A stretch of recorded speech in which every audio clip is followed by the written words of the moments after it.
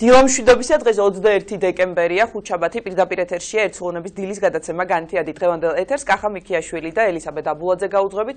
ყველას ბედნიერებ და წარმატებულ დღეს გისურვებთ. მოგესალმებით პატრიციემულო ტელემაყურებლებო, განახლდა დილის გადაცემა განთიადი იმისთვის, რომ მოახლოესი საათნახევრის განმავლობაში ბევრი რამ საინტერესო მოისმინოთ და ნახოთ. ჩვენი პირველი სტუმარი იქნება დეკანოზი კახაბერ გოგოტიშვილი, რომელიც ისაუბრებს მარიხუანას მოხმარების დეკრიმინალიზაციასთან დაკავშირებით, საფრთხეები და გამოსავალი. ეს იქნება ჩვენი დღევანდელი საუბრის თემა. როგორც უკვე იცით, ჩვენ ამ კვირის ძირითად ნაწილს უთმობთ მისი უწმინდესობისა და უნეტარესობის ღვაწლზე საუბარს, მოგეხსენებათ საიუბილეო წელია და ჩვენი მომდევნო სტუმარი იქნება მისი მაღალყოლადო სამღვდელოესობა ბოლნელი მთავარეპისკოპოსი ეფრემი, რომელიც სწორედ კათოლიკოს პატრიარქის ღვაწლზე ისაუბრებს. Როგორც ვიცით, საქართველოს ეკლესიის საერთაშორისო ავტორიტეტის მოპოვება სწორედ საქართველოს კათოლიკოს პატრიარქის ილია მეორის სახელს უკავშირდება. ამაზე გვექნება დღეს საუბარი ჩვენ სტუმართან. ჩვენი სტუმარი კი იქნება ფილოლოგიის მეცნიერებათა დოქტორი, ბიზანტიოლოგი ქალბატონი თამარ მესხი. ასევე მოისმენთ მილოცვებს ცნობილი ადამიანების, საზოგადოების წევრებიც, რომლებიც ულოცავენ კათოლიკოს პატრიარქს საიუბილეო თარიღს, ასე რომ ვფიქრობ საინტერესო გადაცემა გელოდებათ წინ, გადართავთ დაიწყეთ დილა განთიადთან ერთად. დავბრუნდებით ცოტა ხანში პირდაპირ ეთერში დეკანოს კახაბერ გოგოტიშვილთან ერთად.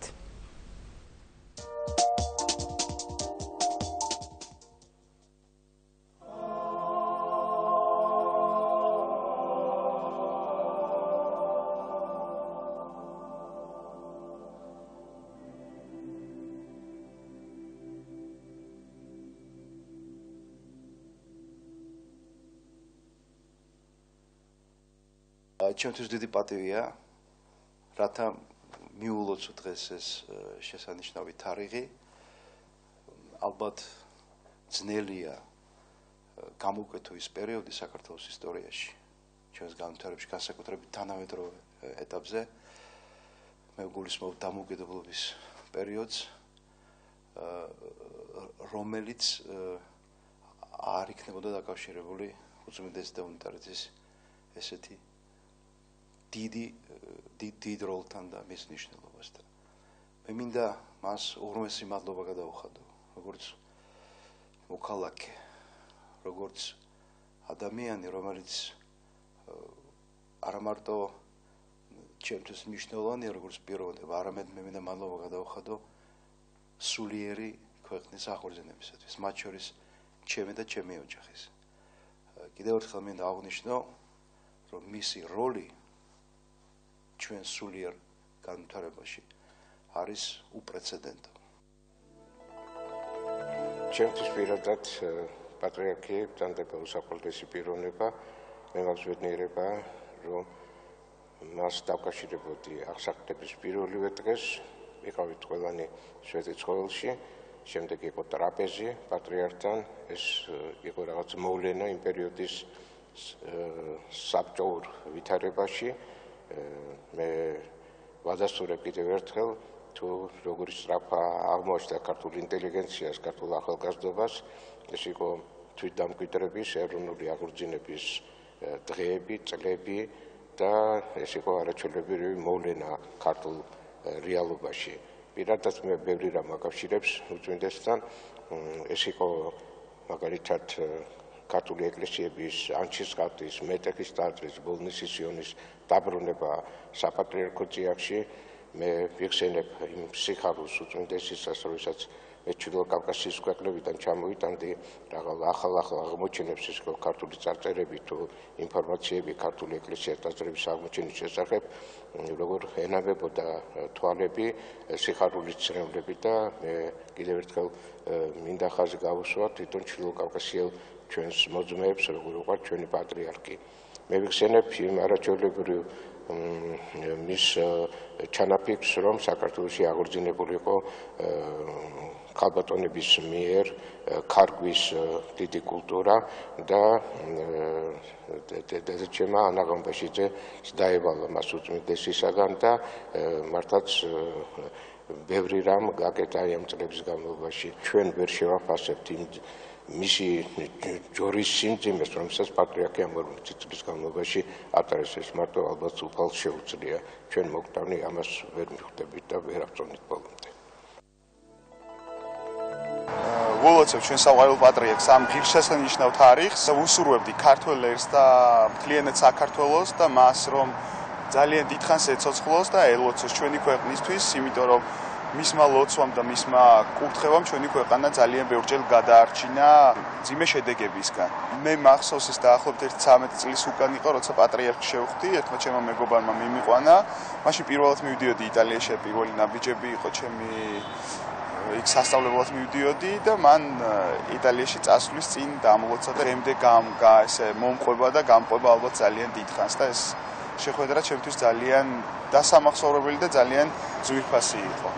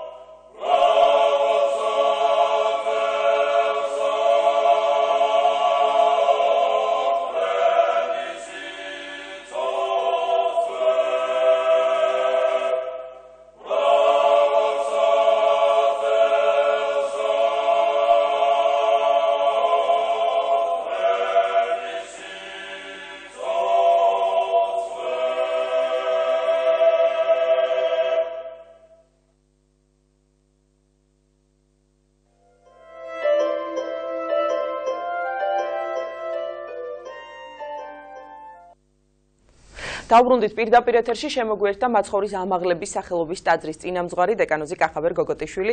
დილამშვიდობისა დაგლოცეთ მამაო. დაგლოცეთ ღმერთს მამაო, გესალმებით და მადლობას გიხდით მოწვევისთვის. ძალიან დიდი მადლობა თქვენ რომ მობრძანდით. მამაო, ჩვენი თემა სასაუბრო სხვა არის, ეხება მარიხუანის დეკრიმინალიზაციას, მოხმარების დეკრიმინალიზაციას, თუმცა მანამდე დარწმუნებული ვარ რომ შეუერთდებით საყოველთაო მილოცვებს ჩვენი პატრიარქის საიუბილეო თარიღებთან დაკავშირებით. აუცილებლად შეუერთდები, დიდი მადლობა რომ მომეცით ამისი საშუალება, იმიტომ რომ ესე მთელი საქართველოს წინაშე რომ თქვა ის სიტყვა და გამოხატოს სიყვარული ყოველთვის და ყველგან არ ეძლევა ადამიანს და მე თქვენი ტელევიზიის საშუალებით აუცილებლად ვიტყვი ერთი-ორ სიტყვას.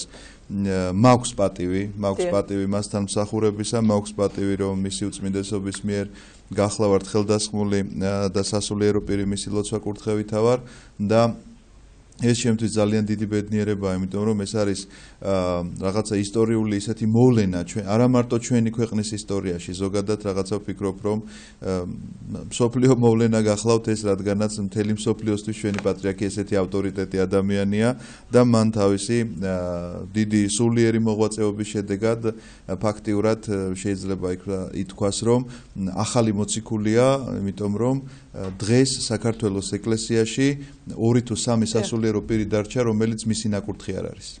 დანარჩენი აბსოლუტურად ყველა მისი ანუ შეიძლება ითქვას, რომ მან შექმნა საქართველოს ეკლესია, იმიტომ რომ მისი ნაკურთხია ყველა მღვდელმთავარი და მღვდლების უმრავლესობაც უდი სიტყვა გამოწვია, იმიტომ რომ 3 კაცია დარჩენილი 2000 მღვდელიდან დაახლოებით, რომელიც მისი ნაკურთხი შეიძლება არ იყოს და წინა პატრიარქის ნაკურთხი იყოს და ეს გახლავთ აბსოლუტურად სამოციქულო მსახურება შეიძლება ითქვას, მოციქული ოდესაც ჩადიოდა, ქადაგებდა ქვეყანაში და იწყებდა იქ თქვათ განათლებას ადამიანებისას და სასულიერო პირების კურთხევას. სწორედ ესეთ ეპოქასთან გვაქვს საქმე, ასე რომ არ უნდა გაგვიკვირდეს, რომ ჩამოვიდა ანდრია და აქ არსმენია თურმე ქრისტეს შესახებ, როგორ მოაქცია მან ადამიანები. ესე იყო დაახლოებით პატრიარქის დროს. ახალი ანდრია და ახალი მინო. ახალი დიახ, დაახლოებით ესეთ შეიძლება ითქვას, მაპატიეთ შეიძლება რაღაცა დიდ ტვირთს ვაკისრებ უწმინდეს და რაღაცნაირად არ მინდა დაომძიმო ჯვარი, მაგრამ ჩემი განმოსახედიდან ყოველ შემთხვევაში ეს ნამდვილად ესეა და ვარ ბედნიერი რომ მიწევს მასთან მსახურება და მის მორჩილებაში ყოფნა. დიახ. ეს რაც შეეხება მილოცვას მის უწმინდესობისას და ულოცა 40 წლის იუბილეს აღსახტრებიდან და ვუსურვებ რომ მხნეთ კვლავ განაგრძოს მან საქართველოს ეკლესიის მართვა. დიახ, მამაო, რაც შეეხება ჩვენი საუბრის თემას, არ არის დიდი ხანი რაც მოხდა მარიხუანის მოხმარების დეკრიმინალიზაცია, რაც მაყურებელს გამომარტოთ რომ ჯერ კიდევ არ ნიშნავს ლეგალიზაციას. ეს ნიშნავს იმას, რომ სისხლის სამართლის სასჯელი აღარ დაეკისრება მომხმარებელს, თუმცა ადმინისტრაციული სასჯელი კვლავ დაეკისრება და გადაიხდის მომხმარებელი ამ ნივთიერებისა 500 ლარს ჯარიმას. ეს რაც შეეხება კანონს, დიახ, პირველ შემთხვევაში. ეს რაც შეეხება მარიხუანის მოხმარებასთან დაკავშირებით მოქმედ კანონს. მაგრამ ჩვენ ალბათ უფრო სულიერ, ალბათ კი არა და ვისაუბრებთ სულიერ ასპექტზე. თქვენ საერთოდ აი ეკლესიის აზრი პირველ რიგში საინტერესო არის, ბევრჯერ მოგვისმენია, მაგრამ კიდევ ერთხელ მაყურებელს რომ გამომეოროთ ნებისმიერ დამოკიდებულებასთან, მიჯაჭვულობასთან დაკავშირებით იქნება ეს ნარკოტიკული ნივთიერება, ალკოჰოლი თუ სხვა. კიდევ ერთხელ მადლობა უნდა გადაგიხადოთ, რომ რაღაც ეს ისეთი თემა არის აქტუალური და ძალიან ბევრი ადამიანი ინტერესდება, მათ შორის სატელეფონო ზარებითაც კი გვირეკავენ და ასეც გვეკითხებიან საპატრიარქოს წარმომადგენლებს, რომ იქნებ დააფიქსიროთ ეკლესიის აზრი ამის შესახებ. პირველ რიგში რაც უნდა ითქვას, მე ასე მივიჩნევ, რომ არის რაღაცა საკითხები, რომელსაც ეკლესიაში ქვია ცოდვა.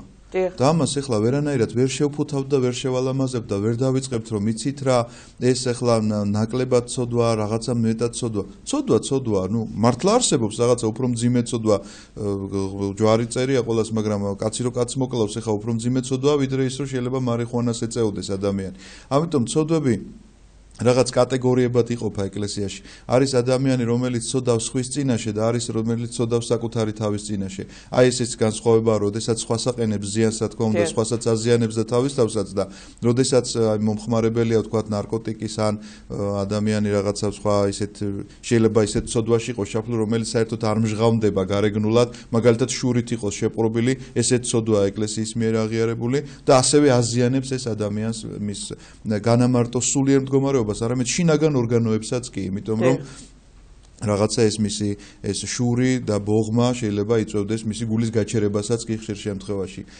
ასე რომ ჩვენ არ გვაქვს უფლება რომ არ ვთქვათ რომ ეს არ არის ცოდვა. თუმცა კი აქვე შეგვეკითხებიან ახლა და გვეტყვია რომ როგორ ახლა ადამიანი ალკოჰოლს როსვავს ის არ არის ცოდვა. დიახ, აი ხშირად გაიგივება ხდება.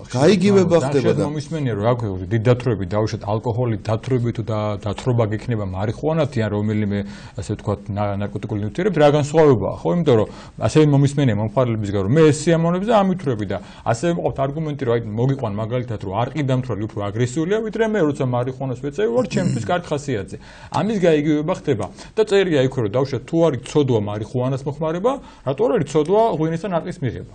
და ვინ ამბობს რომ არ არის? ხო, ეს გადამეტებული რაოდენობით რომ რა თქმა უნდა, არამეზია ბოდიჩუხთი მამო, თუ სიტყვი პოლიცია გაგაჩერდა და შენ ხარ და ნასვამი, ამაზე არ იჭერენ და რატო იჭერენ მარიხუანაზე? აი ეს არის არგუმენტი ყოველთვის. ამიტომ ჩვენ უნდა გავმიჯნოთ ახლა რომ დეკრიმინალიზაცია მოხდა, ამის მომხრე მეც ვარ, იმიტომ რომ მართლა მარიხუანას მოწევაზე ადამიანი ხდიდეს სასჯელს და იქ თქვა შეიძლება მართლაც ადამიანმა ერთხელ გასინჯა ახალგაზრდა ასაკში რაღაცა შეიძლება არასრულწლოვანია და წარმოიდგინეთ ჩავსვათ ეს ადამიანი ციხეში და იქ ვიღაც კრიმინალურ ავტორიტეტებთან და რაღაც მართლა საზოგადოებისგან მოშორებით რომ უნდა ცხოვრობდნენ ესეთ ადამიანებთან აღმოჩნდეს შეიძლება დავანგრიოთ მისი ფსიქიკა და მისი ცხოვრება. ამიტომ არავითარ შემთხვევაში ეკლესია ამას არ მიემხრობა რომ ადამიანი ესეთი ვთქვათ როდესაც არ არის რაღაც კრიმინალური გამოვლინება ციხეში იჯდეს. ამისთვის მისმა უწმინდესობამ საუკეთესო გამოსავალი შესთავაზა, რაღაც საზოგადოებრივი, სოციალური სამსახურების შესთავაზა, რაღაცა კარგი პროექტი ჰქონდა მას მთავრობის წინაშე. ნუ გააჟღერა პროექტი არ გულისხმობ იმას რომ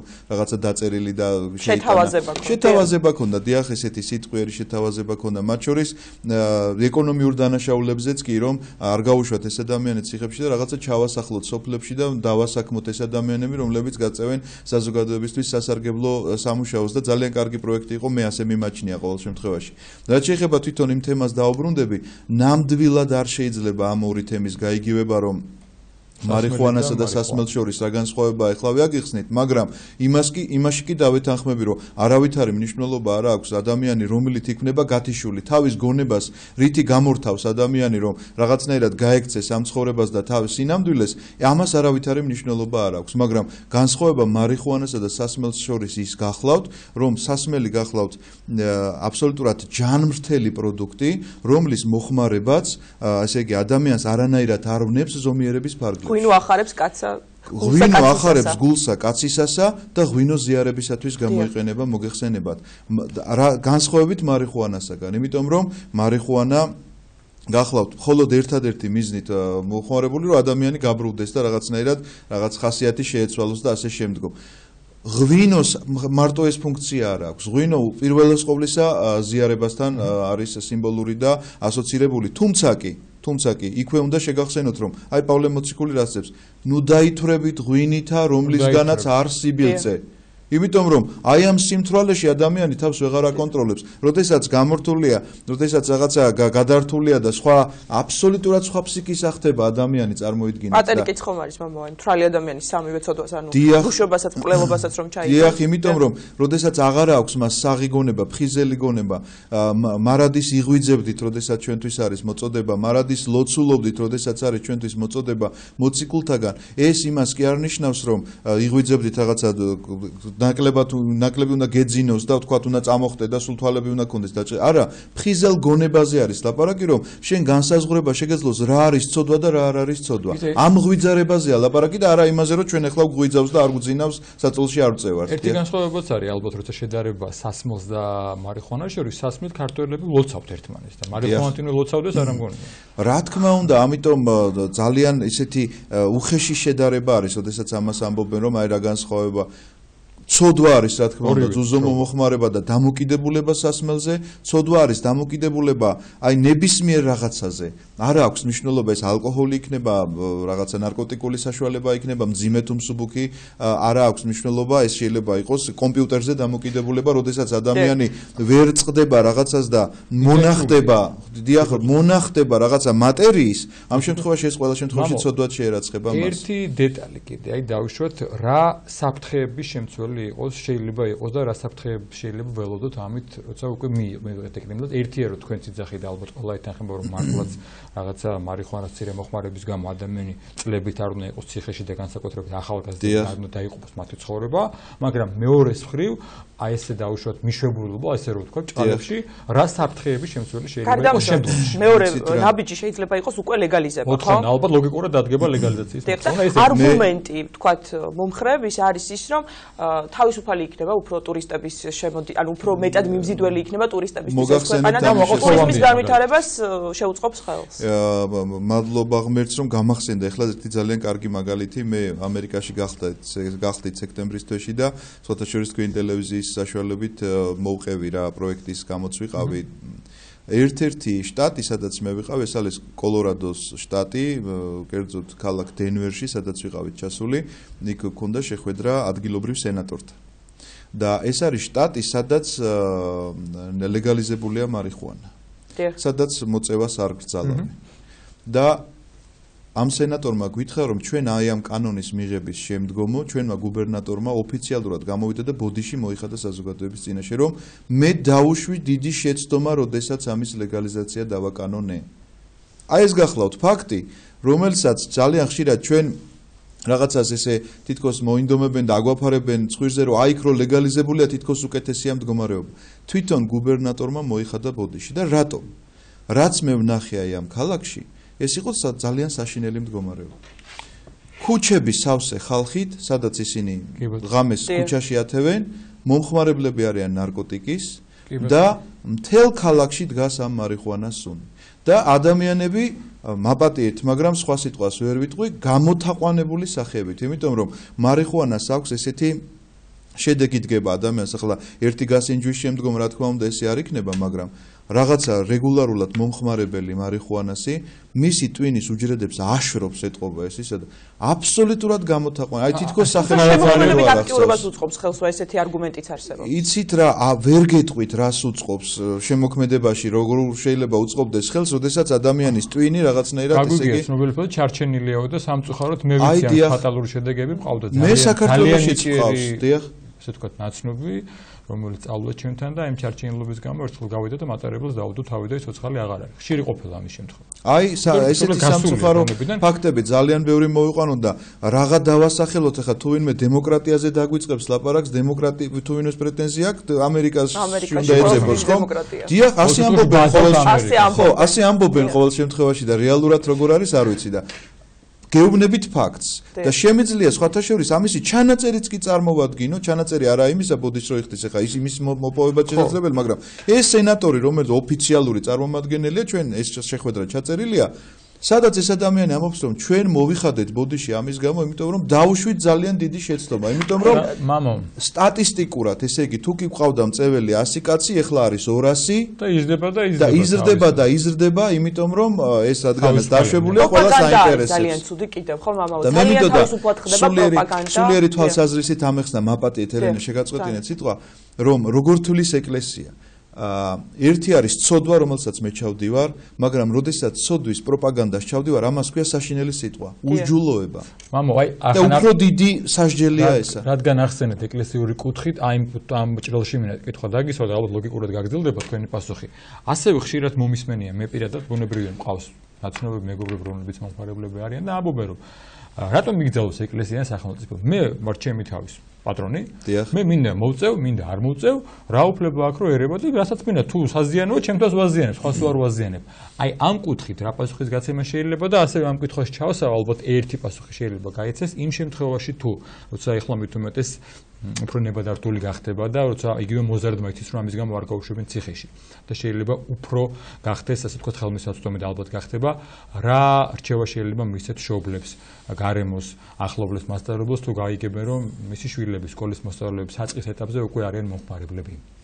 მე ვფიქრობ რომ ჩემი პასუხი ორივე კითხვას ერთდროულად გასცემს. იმიტომ რომ ჩვენ ძალიან ხშირად ერთი რამ გვეშლება. ეს ეხება არა მარტო ამ შემთხვევაში მარიხუანას მომხმარებლებს.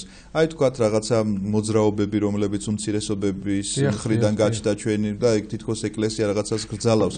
ეს არ არის სწორი. ვისთვის მიუხურავს ეკლესიას კარი? არავისთვის, რა თქმა უნდა. ადამიანი, რომელიც მოდის ეკლესიაში და უნდა ეკლესიურობა, რა თქმა უნდა, ეკლესია მას კარს არავითარ შემთხვევაში არ მიუხურავს, როგორ მძიმე ცოდვაშიც არ უნდა იყოს. თუნდაც აი ამ უსჯულოებაში, რომელიც ვახსენე, რომ არა მარტო თვითონ სწოდავს, არამედ ამის პროპაგანდას ეწეოდეს, რა თქმა უნდა, კარს არ მიუხურავს, თუ კი ის ამ ეკლესიის რჩევადარიღებებს მიიღებს და გაითვალისწინებს, მაგრამ თუ კი ადამიანი ამას არ მიიღებს, ის ავტომატურად ეკლესიისგან თვითონ აყენებს გარეთ თავს. ამიტომ, როდესაც ამბობენ, რომ ეკლესია გრძალავს, ეკლესია კი არ გრძალავს, ეკლესია იძლევა რჩევას, რომ ეს არ შეიძლება, ეს არის ცოდვა, თორემ გრძალავს და ჯერ ერთი რა ბერკეტები გვაქვს, ჩვენ ამისი რომ რაღაცა აგვგრძალოთ, ეხლა რას ვიზავთ, პოლიციას რაღაცა დავალებებს მივწყებთ და თუ ჩვენ თვითონ შევქმნით რაღაცა საეკლესიო პოლიციას, რომელიც გამოავლენს მსგავს დანაშაულებებს. არა, ჩემი მოვალეობა პირდაპირ რაც არის, ვერაფრით ვერ გავექცევი და ეზეკიელ წინასწარმეტყველის სიტყვებს მოვიყვან. ადამის ძევ ეუბნება უფალი მას. წადი და ამხილე ცოდვილი ერი, თუ კი მოისმენენ, შეინანებენ, რა თქმა უნდა, კარგია, თუ კი არ მოისმენენ, დაისჯებიან, შენ თუ კი არ ამხილებ, შენ დაისჯები აი ამ ცოდვის გამო.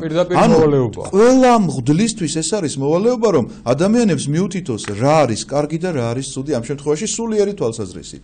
და ჩვენ ახლა დავდუმდეთ და არ ვთქვათ ეს, რაზეც ხშირად გადანაშაულებენ, რომ ეკლესიას რა უფლება აქვს, რომ მე მიგრძალავს. ეკლესია კი არ გიგრძალავს, ეკლესია გირჩევს, რომ ეს არის ცუდი შენი მომავლისთვის, შენი ჯანმრთელობისთვის, შენი ორგანიზმისთვის. თუ კი ამას ვინმე იტყვის, რომ ჩემი სხეული მე მეკუთვნის, არ არის ესე ეკლესიური სწავლებით, იმიტომ რომ ყველა ადამიანი არის სულიწმიდის ჭურჭელი. რატომ არ შეიძლება ადამიანმა სხეულზე დაზიანება მიიყენოს? რატომ არ შეიძლება ნაკაწრები გაიკეთოს? რატომ გვიგრძალავს ამას ჯული? იმიტომ რომ სხეული ხარ შენ და ჭურჭელი ხარ სულიწმიდისა, ისევე როგორც აი აბსოლუტურად ყველა ადამიანს პროტესტი გაგვიჩნდება ახლა ვინმე რომ მივიდეს და სვეტის ცხოველზე რომ ნაკაწრები გააკეთოს ან რამე ტრაფარეტი ჩამოკიდოს.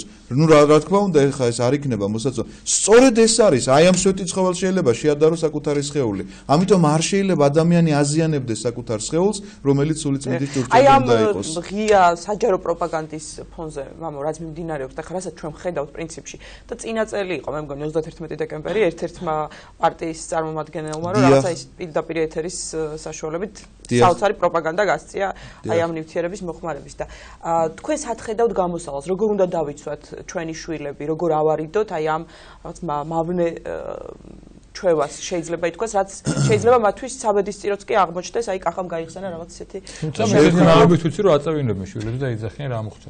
კი, მე დემოგრაფიაზე ძალიან მოქმედებს, დემოგრაფიულ მდგომარეობაზე, ესეც ცნობილია. სანამ მამო გაგცემ პასუხს რა ხან ახსენე დემოგრაფია და იგივე განვითარების კუთხით. ეხლა აპელირებენ იმითაც რომ ეს არაფერი ზიანი არ მოაქვს და მე ვიცი ბევრი ექიმი რომ პირდაპირ იძახის და ფაქტები მოყავს რომ მატყოლიათ პაციენტები რომლებიც ძალიან ცუდ შედეგამდე მიდიან ჩვენის ვახცინით ეგრეთ წოდებულ ჩარჩენილობა და გასულობა. ამიტომ მე ვფიქრობ რომ ამაში აქტიურად უნდა ჩაერთოს თავრობა, ამაში აქტიურად უნდა ჩაერთოს რაღაცა კულტურის სფეროს ისეთი ავტორიტეტი ადამიანები, ვისიც საზოგადოებას უფრო მეტად სჯერა. პირები, რომლებიც აგიტაცია პროპაგანდას გასწევენ და კომპეტენტურ რაღაცა მაგალითებს მოიყვანენ. აი ისე კი არა რომ ეს ცუდი ყოფილა ვიტყვით, აი რატომ ყოფილა ცუდი, ამისი დასაბუთებაში როგორც თქვათ მე შემიძლია დავასაბუთო რატომ არის სულიერად არაფხიზლობა ცუდი, აი ესევე უნდა დაასაბუთოს თქვათ იქ იმ ექიმმა, იქ თქვათ თვითონ მომხმარებელი შეიძლება ვიღაცა იყო რომელიც დაანება კი და რაღაცა კონკრეტული ფაქტი რატომ რისთვის შეიძლება დავასახელოთ ისეთი მაგალითები როგორც კოლორადო შტატი ამერიკაში რაც რისი პირადად მნახველიც მე გახლავარ და ჩემთან ერთად რამდენიმე სასულიერო პირი იყო რომლებიც ამას დაადასტურებენ ასე რომ ამისი აგიტაცია თუ კი ისინი უსჯულოებას ჩადიან და აგიტაციას ცოდვას უწევენ, არ აქვს მნიშვნელობა რომელ ცოდვაზე იქნება ლაპარაკი, ეს არის უსჯულოება ეკლესიის მხრიდან ესე არის შეფასებული, ჩვენი მოვალეობა ის გახლავთ ამ შემთხვევაში, რომ გავწიოთ აგიტაცია, რომ რაღაცა არ ვარგა, რაღაცა ცუდია და ამისი დასაბუთება უნდა შეგვეძლოს და არა მხოლოდ სიტყვიერად თქმა. მამო, ჩვენი საეთერედრო ფაქტობრივად იწურება და კიდევ ერთხელ მე ამ თემას შევეხოთ, არის ნამდვილად აპელირება იმის შესახებ, რომ ეს ასევე მოუტანს უფრო მეტ შემოსავალს სახელმწიფოს, რა იქნება დავუშვი რაღაც ფესტივალები, გაიზრდება ტურიზმი, იმიტომ რომ კიდევ ერთხელ ვიძახი მოყავთ მაგალითად ამსტერდამი, ჰოლანდია, სადაც ამის გამო ჩადის ხალხი, თუმცა აქაც არ არის სწორი სტატისტიკა როგორც ვიცი, მაგრამ ეს დეტალებში ვერ შევალ. სულ რო ესე მოხდეს, აი დაუშვათ. ისიც მე ეჭვება და კიდევ ერთხელ ვიძახი არ ყვავდება ამ ამით არავინ. სულ რო მოხდეს ესე რომ დაუშვათ ამან გამოიწვიოს ტურისტების შემოდინება და უფრო მეტი შემოსავალი. რა ცუდი შედეგები შეიძლება ამით და ასევე რამდენად შეიძლება აი ხა ამაზე ჩვენ წყმონება არ შეგვიძლია და მტკიცება, მაგრამ ხო არ არის სადღაც ესეთი ზაღლისთავი დამალული, რომ ამით ვიღაცა ხელს ითფობს და ლოგიკური ამას მოყვება რაღაც ბიზნესი გაკეთება, იმიტომ რომ ეს რო იყიდოს ტურისტმა ვიღაცამ უნდა მოიყვანოს, ხო? ანუ ვიღაცის ჯიბა უნდა გამრავლდეს ამ ცუდი შედეგით. რა თქმა უნდა. ჩვენ ვიცით რა, ასე უნდა მიუდგეთ ამ საკითხს, რომ შემოსავალი შეიძლება ადამიანს სხვადასხვა რაღაცა შრომით გაუჩნდეს. მაგრამ არსებობს ესეთი შემოსავლები, რომლებიც ჩვენ ზნეობას ეწინააღმდეგებენ. აი ხლა მე ვიცი რომ ძალიან დიდ შემოსავალს ნახულობენ ადამიანები, რომლებიც ყიდიან ნარკოტიკებს. და რა დუღის ჩვენ სახელმწიფოს ხა ეს არის, აი ჩათვალეთ რომ აი სისხლს ღურის ადამიანი, იმიტომ რომ რამდენი ადამიანი ეწირება იმ ნარკოტიკებს, რომელსაც ეს ყიდის და თვითონ ამითი ფულს შეუღლებს. ამიტომ ჩვენ უნდა ვუყურებდეთ საიდან გვაქვს ეს შემოსავალი, ჩვენთვის ეს მნიშვნელოვანი უნდა იყოს. ჩვენი ქვეყანა რო იყოს უდაბნო და მეტი არაფერი გზა არ გქონდეს, შეიძლება რაღაცა გაჭირვების გამოც არ უნდა იფიქროს, მაგრამ ვიღაცა ამის გამო დათანხმდეს, რომ ვაიმე ისე გვიჭირს, რომ სხვა რა გზა გვაქვს და უნდა ესე იგი ლეგალიზება მოვახდინოთ ამისა. მაგრამ ამით გამდიდრებული ეკონომიკა. ჩვენს ქვეყანაში ასეთი სიწმინდეები გქონდეს მოსალოცი, ქართულ ეკლესია მონასტრებს გულისხმობ. ასეთი ბუნება გქონდეს სანახავი, როგორც ჩვენი მთა, სვანეთი, ხევსურეთი თუ ასე შემდეგ და ასე შემდეგ. ასეთი შავი ზღვის სანაპირო გქონდეს, ასეთი კანიონები გქონდეს, ასეთი ხეობები გქონდეს, სადაც, რა ვიცი, რომელი გასახელოთ. სამზარეულო, ქართული ღვინო, ამისი პოპულარიზაცია გააკეთონ, რომელიც აღიარა ოფიციალურად ქართული ქვევრის ღვინოზე ლაპარაკობს დღეს მთელი მსოფლიო მსოფლიო. ამითი შემოიყვანონ ეს ტურისტები და ჩვენ არ გვექნება პრეტენზია რომ ქართული ღვინომ უნდა დაიკავოს ევროპის ბაზარზე. ვერ დაიკავებს ვერაფრით იქ და ვერ აჯობებს ვერაფრით, იმიტომ რომ იქ სხვა ჩვენმა ღვინომ უნდა დაიკავოს ევროპის და მსოფლიოს ბაზარი თავისი უნიკალურობით, რომ ქვევრის კულტურა გვაქვს და ეს ეზარება ქვევრის გახეხვა და ამიტომ იმაში პლასმასებში რო აყენებენ, უნდა დაუბრუნდეს ქართველი კაცი შრომას, ხელი უნდა გაანწროს და აი ნახავთ თქვენ რომ ტურისტი თუ მოაკლდება საქართველოს და შემოსავლებით უბრუნდება სხვა შორის მართლა ამეჯერე მომიწია მომლოცველობითი კუთხით უცხოეთში მოლოცვა და დიდი წინდები მოილოცდა და კიდე ერთხელ მივხვდი მართლა რა პოტენციალი აქვს იგივე რელიგიური ტურიზმი საქართველოში რასი წმინდების ამას ვამბობ რელიგიური ტურიზმი განავითარონ ისევე კულტურული კუთხით თუნდაც ღვინის პოპულარიზაციით, პლანის პოპულარიზაციით, ნუ არ იყვანით კიდევ ერთხელ აღვნიშნოთ, კიდევ ვარ დავგზნო ბრალი რაღაც ეკლესია სიბნელეს სიმღერადაც ეკვა, ეგ დაგვავიწყდა. ჩამორჩენილობაში რომ არავინ არ იძახის, რა თქმა უნდა, რომ მარიხუანას გამო და ერთი რაღაცა აპასის გამო ბოდიშვიხტი ამ სიტყვისთვის შეიძლება უნდა ციხეში წავიდეს, ამაზე არ არის საუბარი, რა თქმა უნდა შეიცვალოს რეგულაცია და კარგია, მაგრამ ეს არნიშნავს იმას, რომ ვისაც გაუხარდება მოწევს ამ შედეგებს მე მხოლოდ ერთ სიტყვას ვიტყვი, ვიცი რომ გადავაშორეთ დროს, მე მინდა ყველას მიმართო კიდევ ერთხელ მომხმარებელს თუ არა მომხმარებელს რომ ეკლესიის კარი ყველასთვის ღია არის. ჩვენ ეკლესია ყველას ვესაუბრებით, ეკლესია ყველას ვღებულობთ, თქონ ადამიანმა თავის ცხოვრების წესი კი არ უნდა შემოგთავაზოს ეკლესიაში, შემოვიდეს და თქვას რომ აი ესე უნდა იცხოვროს ეკლესია. არა. ისეთი დოგმატიკა იყოს როგორც მას აწყობს. ხო, რა თქმა უნდა, რომ მე ეკლესია ამას ნუ მიგრძალავს და ჩემი ცხოვრება. არა. თუ მას უნდა ეკლესია და აინტერესებს ეკლესიის აზრი, ეკლესიის კარები მისთვის გაიღება და ძალიან დიდი მადლობა. არა აქვს მნიშვნელობა ეკლესიის აზრს ახლა ჩვენ პოლიცია არა ვართ რო ადამიანებს აქვე დავავალოთ ასევე ძალიან მწვავე და აქტიური თემაზე გვექნება ხვალ დილა საუბარი კაზინოების თემაზე რომელიც ასევე ძალიან ესადაც არანაკლები დამოკიდებულება აქვს ვიდრე ნარკოტიკს მოძღვარი ისაუბრებს კაზინოების თემაზე შევახსენოთ მაყურებელს გადაცემაში საუბრობდა მაცხოვრის ამაღლების სახელობის ტაძრის წინამძღვარი დეკანოზი კახაბერ გოგოტიშვილი დიდი მადლობა კიდევ ერთხელ მადლობა თქვენ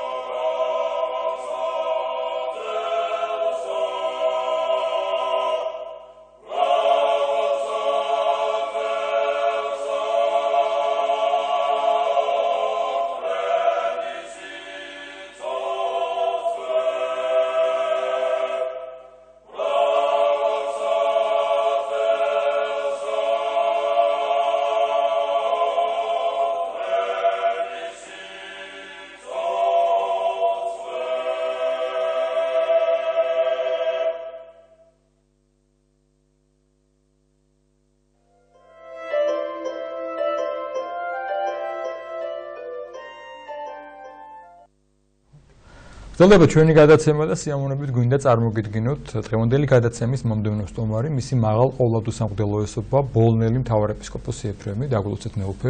მადლობა დაგლოცოთ, მშვიდობიან დილას გისურვებთ. დიდი მადლობა რომ გვესტუმრეთ. მადლობა მეუფე. ჩვენო მაყურებელმა იცის რომ ჩვენი გადაცემების დიდი ნაწილი მთლიანად ეთმობა იმ მნიშვნელოვან მოვლენას, რაც გულისხმობს სრულიად საქართველოს კათოლიკოს პატრიარქის აღსაყრებიდან მეორე წლის თავს თავისთავად უიშვიათეს მოვლენას და შემთხვევას ბუნებრივია ჩვენს ეთერში, სხვა ეთერებში, პრესის და მედიის საშუალებით არაერთხელ თქმულა გამოვხატავ თავიანთი აზრი, მაგრამ საბედნიეროდ ისეთ პიროვნებასთან და პერსონაჟთან გვაქვს საქმე, რომელზეც საუბარით ალბათ შეიძლება დაუსრულებლად, რომლის ღვაწლზე შეიძლება ამოუწურავოთ საუბარი და ალბათ შეიძლება ვერ შეძლოთ ბოლომდე ვისაუბროთ რა მოვლენაზეა საუბარი. თქვენ ბრძანდებით მღვდელმთავარი წმინდა სინოდის წევრი, ძალიან ხშირი შეიძლება ითქვას და ახლო ურთიერთობა გაკავშირებთ პატრიარქთან ბუნებრივია.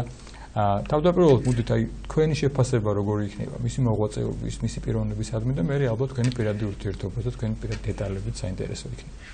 მადლობთ. უპირველეს ყოვლისა მინდა შევუერთდი მრავალრიცხოვან მილოცვა თარიღს ჩვენი ეპარქიის, ჩვენი სასულიერო დასისა და მრევლის სახელით და უსურვოთ მას სიმრთელე და მრავალჟამიერი თვეგრძელობა, მართლა ჩვენ საოცარ დროში გვიწევს ცხოვრება, ეპოქალურ დროში, რომელსაც მომავალი დაარქმევს ილია მეორის ეპოქას, 40 წლიან გზას მისი მამათმთავრობისა და ჩვენ განვივსდით უდიდეს ბედნიერებას და უდიდეს პატივს ამავე დროს იყო ასეთი ადამიანის გვერდით, მართლაც ეს არის ღვთაებრივი მოვლენა. რა მოხდა იმ 40 წლის წინ, ეს იყო უფლის დიდი საიდუმლოება და განცხადა ეს ნება ღვთისა, დავით მეფსაბუნებ ბრძანებს, აღმომაღლო რჩეული ერისაგან ჩემისა, დიახ, და ეს უფალმა გამოირჩია. თან იმ საოცარ, ასე ვთქვათ, ბნელ და სტატიკურ ეპოქაში, ათეისტურ ეპოქაში ეს იყო ფაქტიურად წარმოუდგენელი მოვლენა, მაგრამ უფალი მეფობს და უფალი განაგებს ჩვენს ქვეყანას მადლობა ღმერთს თავისი რჩეულის ხელით, თავისი რჩეულის ბაგეებით ამცნობს ღვთისნებას და შემიძლია რაღაცნაირად შევადარო ძველი აღთქმის მამათმთავრის სახე მიიღო უწმიდესმა, ასე ვთქვათ, თავისი სიბრძნით, თავისი ღვთაებრივი მადლით და როგორც მაშინ ებრაელებს უფალი უძღოდა და განარიდებდა ხოლმე სხვადასხვა განსაცდელებს, ასევე უფალი წსის თავის ერს და ამიტომაც ჩვენ დღევანდელ დღეს მადლიერებით უნდა გამოვხატოთ, მადლობა უთხრათ ჩვენს უწმინდეს სიყვარულით მოვეფეროთ მას და შევთხოვოთ უფალს, რომ ესეთი წყემსი ღვთივსულიერი დიდხანს წინამძღოლდეს კიდევ ჩვენს ქვეყანას და არა მარტო ეს დღესასწაულები ზოგადად მისით უნდა საბადების დღე, ანგელოზის დღეს ცილდება მის პიროვნულ პერსონალურ დღესასწაულს და იქცევა ზოგადად საეკლესიო, საერო დღესასწაულად და ეს არის დიდი სიყვარულის გამოხატულება, რომ ქართველმა ადამიანმა მიიღო იგი როგორც არამხოლოდ ტიტულარული პატრიარქი, ასე ვთქვათ, ეკლესიის, არამედ როგორც საკუთარი ბაბა, საკუთარი სულიერი მოძღვარი, საკუთარი ხსნელი, მეოხი, შემწე, ჭირში, ლხინში დაინახა მან, მით უმეტეს იმ ცივ პერიოდში, როდესაც ადამიანს ესეთი ნუგეში არ ქონდა.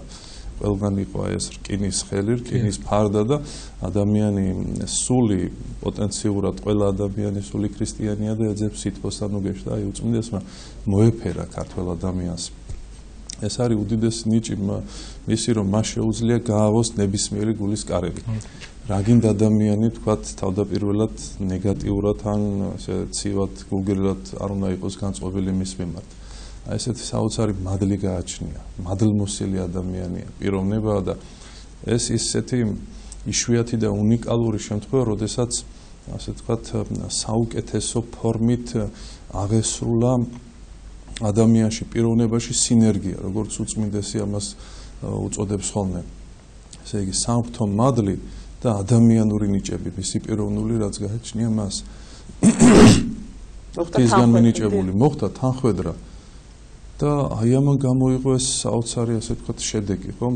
უხვი მადლი და მისი მრავალმხრივი ნიჭები, ეს იქნება, ვთქვათ, შემოქმედებითი, სულიერი, ვთქვათ, ადამიანური და აი ეს ყველაფერი განეფინა მთელ ქვეყანას, ეკლესიას, ერს, უხვად მოხმარდა, დაიხარჯა, ასე ვთქვათ, უწმინდესი და ფაქტიურად ჯვარცმული პატრიარქია გარედან შეიძლება ეს ყველაფერი რაღაც მომხიბლავად ჩანდეს, მაგრამ შინაგანად იგი არის ჯვარცმული ერის ჯვარცმული პატრიარქი და ეს რახან ახსენეთ ბოდიშვილი ელისაბედ მართლაც აი თუ დავაკრდებით იგივე მოვლენებს რომ ფაქტია უწმინდეს ისეთ კარგად აღარ აქვს ჯანმრთელობა სამწუხაროდ, მაგრამ როგორ არ ზოგავს მაინც თავს. თუ ოდნავ შეუძლებელი ზეთ გომა არ არსებობს არ დავიდეს წირვას. ეს არის საოცარი მაგალითი, საოცარი და მართლა ჯვარს ეცვა ქვეყნისთვის და იგივე ის ფაქტით მეუფე ნიკოლოზ მემდღის ისაუბრა, როცა შენდობის დღეს გამოდის უწმინდეს ეთქოს შენდობას სრული შეგნები და არაფორმალურად და თითოეული ადამიანის ცოდვა, თითოეული პრობლემა, რომელიც მოხდა და ვერ გადაწყვიტა, მან შეიძლება ალბათ ვერ მოხდა ის როგორც უნდა და იღებს თავის თავზე და აღიარებს, რომ ეს არის მისი ცოდვა. ეს არის ნამდვილად რაღაც აი მამის მოვალეობის სწორად აღება თავის. მან იტვირთა მთელი ერის ტვირთი და ჯვარის მტვირთველი უწოდეს პატრიარქს ფაქტიურად იგი ნანობს აი ღვთის წინაშე რომ წარდგება და ლოცულობს, ბუნებრივია იგი არ ლოცულობს მხოლოდ საკუთარი თავისთვის, მთელი ერისთვის უპირველეს ყოვლისა და ეს არის სწორედ ასე ვთქვათ ზვარაკის ფუნქცია, რომ იგი შეიწიროს როგორც ქრისტე, როგორც კრავი შეიწირა ადამიანთა ცოდვების გამო და უწმინდესიც ამ გაგებით სამთო კრავია, მან დაწერა ასეთი თქვა საგალობელი და ალბათ საკუთარი თავი ზვარაკად მსხვერპლად და კრავად წარუდგინა უფალს და ალბათ არ არის ის აზრი, ასე ვთქვათ, უცხო რომ უწმინდესი ალბათ ლოცულობს, უფალო მე მომაგე, ოღონდ ერს მიუტევე.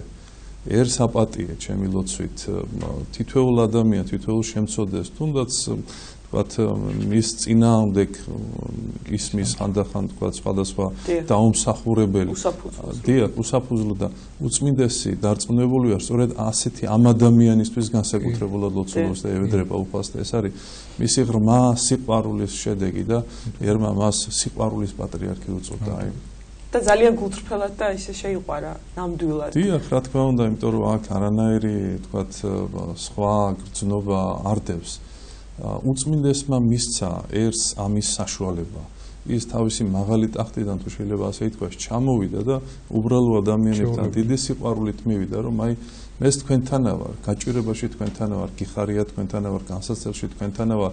ნებისმიერ დროს მისი კარები ხომ არ იხურება ეს ყველა მიცის ფაქტიურად მას რეჟიმი როგორც ასეთი არ გააჩნია და იქ მასთან დაახლოებული პირებიც კი გაოცებულები არიან როდის ისვენებს, როდის იძინებს, როდის დგება ფაქტიურად სულ სიფხიზლეშია, სულიერების სადარაჯოზია, როგორც გუშაგი ერის დამცველი აი ესე ფხიზელ დარაჯად უდგას ერის სიწმინდეს და ფაქტიურად ეს 40 წელი მან გამოატარა საიდან სადერი რომელი განსაცდელი არ უნდა ავიღოთ საგარეო, საშინაო, სისხლი, ძმათა შორის სხვადასხვა საზოგადოებრივი პოლიტიკური ცვლილებებია ეს ყველაფერი და აი ყველაზე უფრო სამეუფო და მართალი გზით, იმიტომ რომ არაერთხელ იყო ცდუნება მათ შორის მისი და ეკლესიის სხვადასხვა მხარეს მიკერძოებისა მაგრამ უწმინდესი ყველაფერზე მაღლა დადგა, როგორც პირად ამბიციებზე, ისე საზოგადოებრივ თქვათ იმ მღელვარე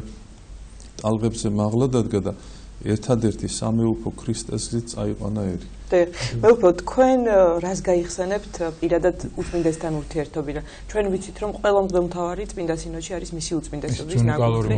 ეს არის რა თქმა უნდა უნიკალური მოვლენა. უნიკალურია მის მხრებზე დგას ფაქტიურად და მისი პიროვნება არის გამაერთიანებელი, აი ამ ერთობის საფუძველია, ეკლესიის სინოდის ერის საფუძველია და ჩემი პირადად მე შეიძლება ესეთი ღრმა ისტორია არ მაკავშირებდეს, თქვათ, მასთან ასაკიდან გამომდინარე, უწმინდესი რომ აღსაყრდა და მე სულ რაღაც 2 წლის ვიყავი მაშინ, ხო და თუ არ ვცდები, ჩემი პირველი შეხვედრა 1995 წელს მოხდა მე ბათუმში ვსახურობდი მეუფე იობთან ახალი დაწყებული მქონდა საეკლესიო მსახურება სასულიერო პირი არ ვიყავი ჯერ და მეუფესთან ერთად მრავალრიცხოვანი მრევლი წამოვედით აღმოსავლეთში ეკლესია მონასტრების მოსალოცად და ის გზად გავიგე რომ თურმე არის შესაძლებლობა უწმინდესმა დაგულოცოს და საპატრიარქო რეზიდენციაში მივედით პატრიარქი მაშინ მხოლოდ სურათით ყავდა ნანახი ტელევიზიაც ისე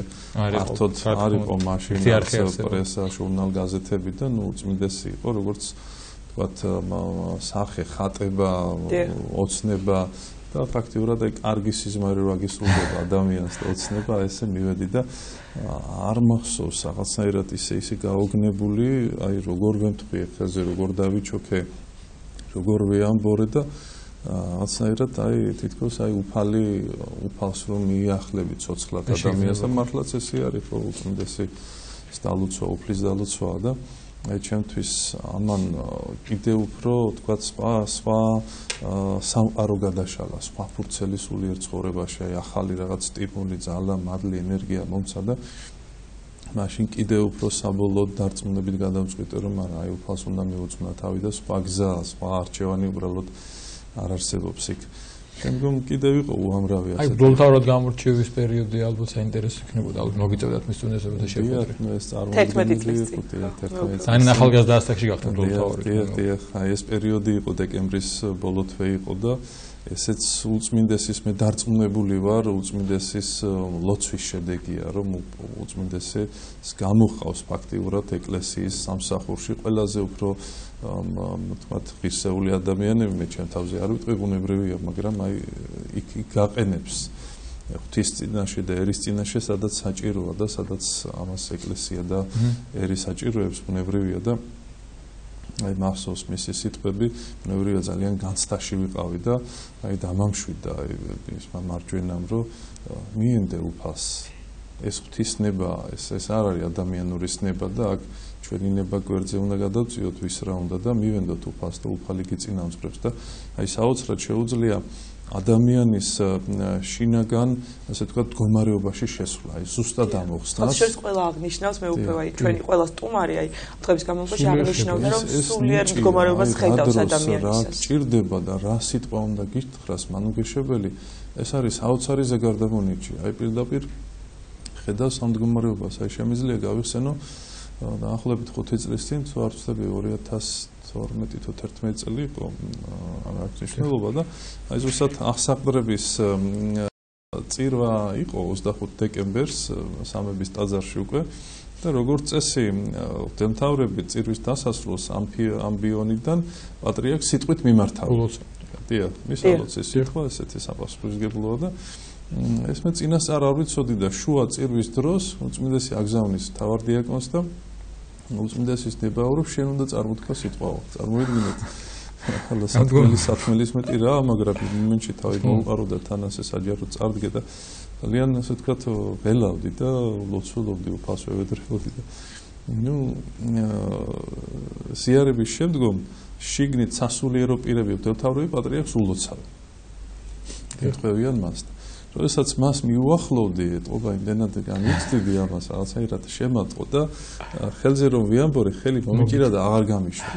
და გვერდით ედგა ერთ-ერთი ცნობილი პიროვნება, იუბრუნდა მას და ეუბნება, ეხლა ამანო სიტყვა უნდა თქვასო და ნახე როგორ განიცდისო. აი ეს იყო ჩვენთვის ისეთი ნუგეში, რომ მე ვიგრძენი, რომ მას ესმის აბსოლუტურად ჩემი მდგომარეობა. და აი ამ საოცარი სიტყვით ისე დამშვიდდი. მადლი გადმოვიდა. მადლი გარდამოვიდა, ანუ ვიგრძენი რომ ის აბსოლუტურად ჩემ მდგომარეობაშია. მას ესმის ლოცულობს და რაღაცნაირად ესმის შენ. აი ეს ესმის, ერის მაჯისცემა ესმის. დიახ, მე უკვე ერთი კითხვაც მინდა დაგისვათ, ბუნებრივია ამ მღვდელმთავრობის პერიოდში ხშირად მოგიწევდათ მასთან მისვლა არჩევის აღება, კურთხევის აღება, იმიტომ რომ ჩვენ ვიცით რომ მართლა ყველა მღვდელმთავარი მას როგორც მამას მოძღვარს ისე აღიქოს და ყოველ შემთხვევაში მნიშვნელოვან გაწყვეტილებებზე კურთხევას ეხებს და მით უმეტეს ასეთი ბრძენი ადამიანი რჩევა, როგორც წარმმართველი იქნება. ასევე ვიცით, რომ პატრიარქს კიდე აქვს საოცარი თვისება, მას აღნიშნავს და ბერს რომ მიუხედავად იმისა, რომ პატრიარქია, აზრი შეიძლება გითხრათ, პატრა ბავშვს არ მორჩილს. ანუ სტიქაროსას. თქვენ როგორ ახდენთ, როგორ გაიხსენებთ, როგორია მღვდელმთავრებთან ურთიერთობაში? აი თუ არის შემთხვევა, დავშვით პირდაპირ გავალებთ რამისთვის, შეიძლება კითხოთ, გირჩიოთ, ან იგივე რჩევაზე რომ მივიდეთ, აი ურთიერთობა როგორ არის მღვდელმთავრებთან პატრიარქისა?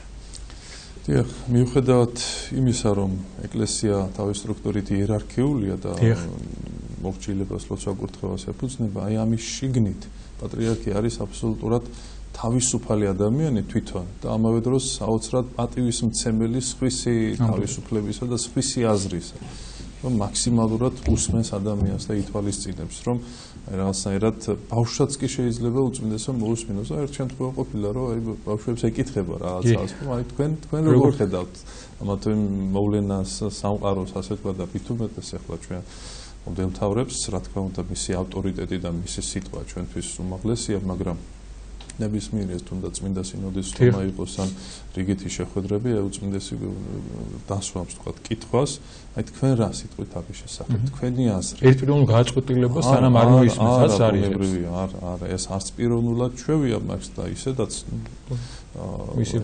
იქნებ რაიმე უკეთესი აზრი სხვაშიც დაიბადოს, ასე რომ მას არა აქვს პიროვნულად თქვა იმისი ასე ვთქვათ მოთხოვნილება, რომ აი გინდა თუ არა მე ვიტყვი და იქ სიტყვა არავინ გაიღოს, არა. თუმცა პატრიარქია თავისუფლად შეუძლება უპირატესია. ამას ჩვენ თითოეული ჩვენთანი გძნობთ საკუთარ თავში რა ფასი და რა წონა აქვს მის სიტყვას და მას მონებრივია უსმენთ და ვემორჩილებით, მაგრამ ის რომ ამხელა ადამიანი, ამხელა ღვთაებრივი სიბნის ადამიანი გაძლევს პასუხისმგებლობას და საშუალებას, რომ შენი მოკრძალებული აზრი გამოხატო, ეს შენ რაღაცეთ განწყობას და შინაგან ძალას გიქმნის, რომ აი შენს რეალიზდე ასე თქვა და შენს გამოხატო, მაგრამ ერთი მინდა აღვნიშნო, არაერთი შემთხვევა ყოფილა, რომ თქვა რაღაც ისეთ საჭირბოროტო და საჭოჭმანო საკითხზე მივსულ ვართ ხოლმე უწმინდესთან, რომ აი პრობლემაა მოკლედ გადასაწყვეტია, რამდენიმე იყო ესეთი შემთხვევა და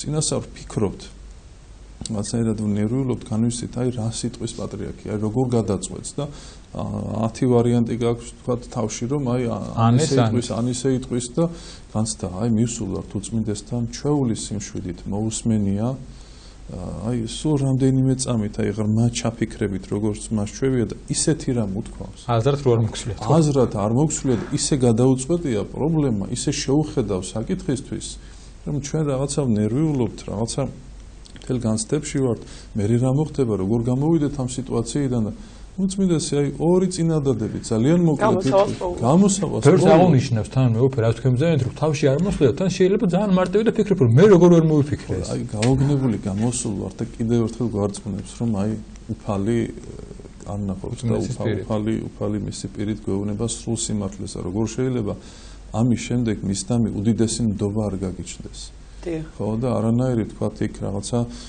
როგორ ვთქვათ კაცრი თქვათ ფორმით ან არა ეს სიყვარულით ისეთ რბილად ისეთი თქვათ სიყვარულით არის თქვენ რომ ამას უეჭველიღებულობ და არანაირი თქვათ პროტესტის კი არა უბრალოდ რაღაცა ესეთი წინააღმდეგობის გრძნობა არ არის გებულოფენდობის თქვენ ძანეთ მართლაც რომ ნათელია რომ რაღაცა უფლისგან მოვლენილი ადამიანია და მართლა რა გზებზე გამოუწერა ჩვენი ქვეყანა და როგორ ტვირთულობს და ასევე თქვენ ძანეთ და სამწუხაროდ არის ეს რომ სამბედნიერო მცირე ნაწილში საზოგადოების მაგრამ არის ხოლმე რაღაცა სრულად დაუმსახურებელი რაღაც ცილის წამება პირდაპირ და უმადურობა მოდი ესე დავარქვათ პატრიარქი თავის საოცარი თავმდაბლობით და სიყვარულით ამას პასუხს არასდროს არ ცემს. ესე ძალიან რთული ადამიანმა ეს აიტანო, ეს რაღაც კიდე სხვა მასშტაბი ჭირდება მოთმენის.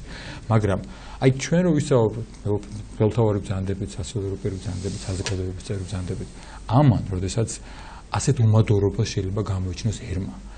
ასე რაღაცა დაუმსახურებლად პირდაპირ ღმერთის წინაშე ცოდოს, ეს არ არის პიროვნული, ხო, მარტო პატრიარქია. თუმცა ეს მთელ ერზე არ შეგვიძლია რომ ვთქვა ბუნებრივი. ხო, მაგრამ საზოგადოების ნაწილისგან რამდენად შეიძლება რომ არ თუ ისე კარგი რაღაცა მოვლენები გამოიწვიოს და შეიძლება ღმერთი გამოირისხოს ამას. რა თქმა უნდა, ბუნებრივია, იმიტომ რომ ეს თლიანობაში ერზე რა თქმა უნდა, მაგრამ ოჯახი რომ ავიღოთ, იქ რომ შვილმა მშობელს პატივი არ მიაგოს, ეს 10 მცნებაში წერია, ხო, ბუნებრივია, ხო? აი როგორი ასე ვთქვათ სასჯელის პირდაპირ თუ გადატანით მნიშვნელობით ქვეშ დგება და მადლს კარგავს, ხო? პირიქით მშობლის დალოცვა ეს იგივე უფლის დალოცვა უწმინდესი ამას გვასწავლის და მით უმეტეს ასეთი პატრიარქის, მაგრამ ალბათ დიდი ადამიანების, ღვთაებრივი ადამიანების გარკვეულწილად თანხმედრია ეს. გარკვეულწილად თქვა უმადურობა, აი უფალს არ მიაგო ადამიანმა პატივი ცოცხალ ქრისტეს და არაერთი წმინდანი ჩვენ ესეთი ვიცით და ყველა მოციქული აწამეს და სწორედ ამაშია მისი სიდიადი რომ ამასაც ჩვეულის უგრძელებით ითმეს და სანაცვლოდ არ აგებს და მისი სიტყვიდან არასოდეს ლოცულობს როგორც თქვენ ლოცულობს რა თქმა უნდა და ყველაზე მეტად სწორედ ის შვილი ეწოდება რომელიც ეხლა დაზიანებულია წაქცეულია პირიქით და მასში არ არის გარჩევა არ არის იმიტომ რომ ყველა შვილია და მე წეგან ვახსენე რომ აი ადამიანებს უნდათ რომ რაღაცნაირად უწმინდესი საკუთარი ასე ვთქვათ მხარეს მიიმხრონ თუ ვთქვათ სხვადასხვა საზოგადოებრივი მოვლენები როცა ხდება მაგრამ აი ეს არის რომ უწმინდესი ყველას ერთ სიტყვაში უყურებს აი ვიღაცას გონია რომ ის მის მხარეს უნდა დადგეს ან იმ მხარეს უნდა დადგეს და მასთანაა სიმართლე და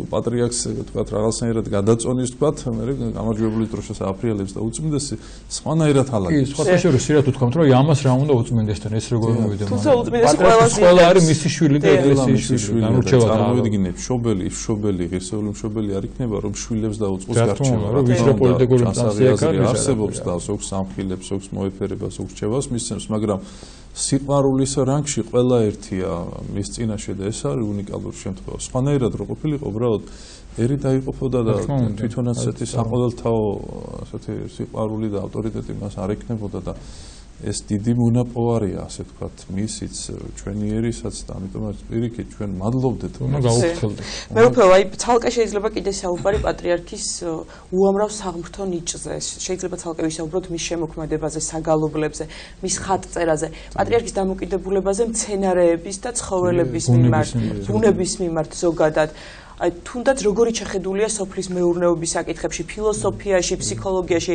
უამრავ საკითხში, მედიცინაში, და მისი იუმორი მედიცინაში მათ შორის. უნიკალური დასაწყისში რომ ახსენეთ ეს სინერგია, სწორედ აქ ადამიანური ნიჭები მისი ამ რა თქმა უნდა ღვთაებრივი თუ ადამიანური შესაძლებლობით ფართედ გაიშალა და ნებისმიერი ვთქვათ მიმართულების ადამიანთან შეუძლია კომპეტენტური და ღრმა საუბარი და პირიქით გაუცებულები გამოდიან ვთქვათ ესა თუ ის ხელოვანი მეცნიერი როგორ ღრმად ფლობს და ვთქვათ ხანდახან შეიძლება არ ვიცი ადამიანები ვთქვათ გაგებით მიდია რომ იქ უწმინდეს ვთქვათ ამა თუ იმ დარგში თუ მიმართულებაში რაიმე უნდა ასწავლონ ვთქვათ და ურჩიონ და პირიქით იქეთ გამოდიან ასე ვთქვათ ნასწავლები და ამას არაერთი უცხოელი ვთქვათ არაერთი აღიარებული ხელოვანი ჩამოსულა და უწმინდეს იქეთ შეუთავაზებია თავისი ნაწარმოებები და ისინი გაუცებულებით წასულა ბუნებრივია აქედან და რაც შეეხება ბუნების სიყვარულს უწმინდესი არის მთიშვილი საოცრად უყვარს სიცოცხლე ადამიანს აი სიცოცხლის წყურვილითა და სიყვარულით ასავსე ადამიანია და პირიქით მასთან ასე ვთქვათ შემხედრი თითოეულ ადამიანს თავადვე ივსება ამ სიცოცხლის სიყვარულით. ხანდახან შეიძლება ადამიანი რაღაც განსაცდელში ან დეპრესიაში იყოს და უწმინდესთან 2 წუთი გაატაროს. სულ 2 წინადადება უთხრას და მასში ახალი სიცოცხლე იბადება, ახალი ენერგია იბადება და პირიქით შენ უნდა იცოცხლო, შენ უნდა იშრომო უწმინდესი ეუბნება არავითარი ვთქვათ მოწყენილობა არავითარი ხელის ჩაქნევა ცხოვრებაზე, არავითარი დაქვემდებარება თუ იმ პრობლემას გასაჭირო განსაცდელს. დიახ, ამ კუთხით მე უფრო ბევრს აღუნიშნავს, რომ ნათელი ფაქტია მორის პოცხიშვილის და ამრიკო ჭოხონელიძე აგნესოს ბევრს რომ აი უკვე ყოფილვარ რაღაც თავის კვლელობამდე მისულიან ძალიან გასაგებია. უცებ რეკავს რომ პატრიარქი გელოდებოდა, პატრიარქი კედან დაურეკავს პატრიარქს. და აი შეტრიალებულა ყველაფერი, ცნობს ვის რა დროს ჭირდება მხარდაჭერა. ცნობს უხილავად. ხანდახან ამბავიც არ არის მიტანილი უწმინდესი თვითონ ეძახის ამა თუ იმ ადამიანს იქ რაღაც განსაცდელია და ეს რა არის თუ არა რაღაც საფრთხე ნიჭი უდიდესი ხედვა. ახლა ჩვენ შევეხეთ ბუნებას, მინდა დავაანონსო 4 იანვარს გავა რაღაც სპეციალური ინტერვიუ მის უწმინდესობასთან და ასევე პირველად ისაუბრებს მისი ბიძაშვილი ბატონი რაფაელი, რომელიც როგორც ძმა ისე იზრდებოდნენ და ამ კუთხით ბევრ საინტერესოს მოეცეს მაყურებელი, მათ შორის გაიგებს იმას თუ პატრიარქი რა პროფესიაზე ოცნებობდა მანამდე სანამ გახდებოდა სასწავლო. რა საინტერესოა მართლაც რა. ძალიან საინტერესო დეტალებს მოისმენს მაყურებელი პირველად ხალხაშობის. ეს იქნება 4 იანვარს პატრიარქის დაბადების პატრიარქის სკოლის პერიოდი და ვიდრე მანამ სანამ გახდებოდა სტუდენტი, როგორი ბავშვი იყო, როგორი ასე ვთქვათ ოჯახის წევრი იყო და რა უყვარდა და რაზე ოცნებოდა, რა იყო მის საყვარელი პროფესია მაშინ. ძალიან საინტერესოა. ველოდებით ყველა. და მე უფევ აი ბევრი უსასრულოდ შეიძლება მის უწმინდესობაზე საუბარი, მის ღვაწლზე საუბარი. პატრიარქის უამრავ სათნოებათა შორის, თვისებათა შორის თქვენ აი კიდევ რა შეგიძლიათ რა განსაკუთრებულად გამოარჩიოთ, რასაც გაუოცები ხართ ყველაზე მეტად. კაცმოყვარება ისევ და ფაქტსაც მოვიყვან. ესე იგი 5 თუ 6 წლის წინ იყო წეგანო ახსენე ჩვენთან მზანდებოდა ეპარქიაში ბოლნიში და როგორ ესე იგი თითოეული ყველაზე უბრალო ადამიანი, ყველაზე უკამდგომი, როგორ მის გულშია და როგორ ინტერესდება ადამიანის ბედითა და ცხოვრებით და ჩამოვძანდა ჩვენთან ბოლნიში, წინასწარ თქვათ მარშრუტი გეგმება წინასწარ, სულ ერთიანი იყო, რამდენიმე საათით მოახერხა უწმინდესმა და ჩამოვძანდა შევხვდით და წინასწარ ვიცით რომ თქვათ თავარ ტაძარში რამდენიმე ტაძარი უნდა მოილოცოს და შემდგომ მცირედი შეხვედრა იქნება თქვათ საეპისკოპოს რეზიდენციაში ეს არის და ესო და როდესაც მობძანდა უწმინდესმა ესეთი რამ მოითხოვა მე მინდაო ეს ყველაფერი გასაგებია ხო გაწერილია ხო მაგრამ მე მინდაო რომ სოფელში მივიდეო რამდენიმე სოფელში უნდა მივიდეო და იქ მინდაო მოსახლეობასთან შეხვედრავ ან ეს გეგმა ეს ოფიციალური ისეთი თქვათ გაწერილი ხო საზეიმო ხარი გასაგებია მაგრამ არა მოსახლეობა როგორ არის იქით ადამიანები აი სულ ამას მეკითხებ აი სულ გლეხი იმას რა უჭირს რამე პრობლემა ხო არა აქვს ადამიანს აი ეს არის ფენომენალური ხო ერთია თვითონ და მილიონობით ადამიანი ყავს საკუთარ გულში და ყველათი ინტერესდება და ეს დაუგეგმავად მაშინვე ბუნებრივია სოფელში ვატყობინეთ თქვათ ხო როგორია უცებ ამისთვის მოემზადა და უამრავი ადამიანი იქ მივიდა და ხალხი იყო გაუცებული აი ეს ერთ დღეში მოხდა ეს ყველაფერი. ხალხი იყო გაოცებული, რომ აი უწმინდესიო ჩვენთან მობრძანდებოდა. მე გავიგერო იქ ცოტა სკეპტიკურად განწყობილებიც იყვნენ, ასე ვთქვათ, რომ არ მივიდნენ. არა და მათ ჭიშკართან იქიჯნენ და ესკორტმა ჩაიარა.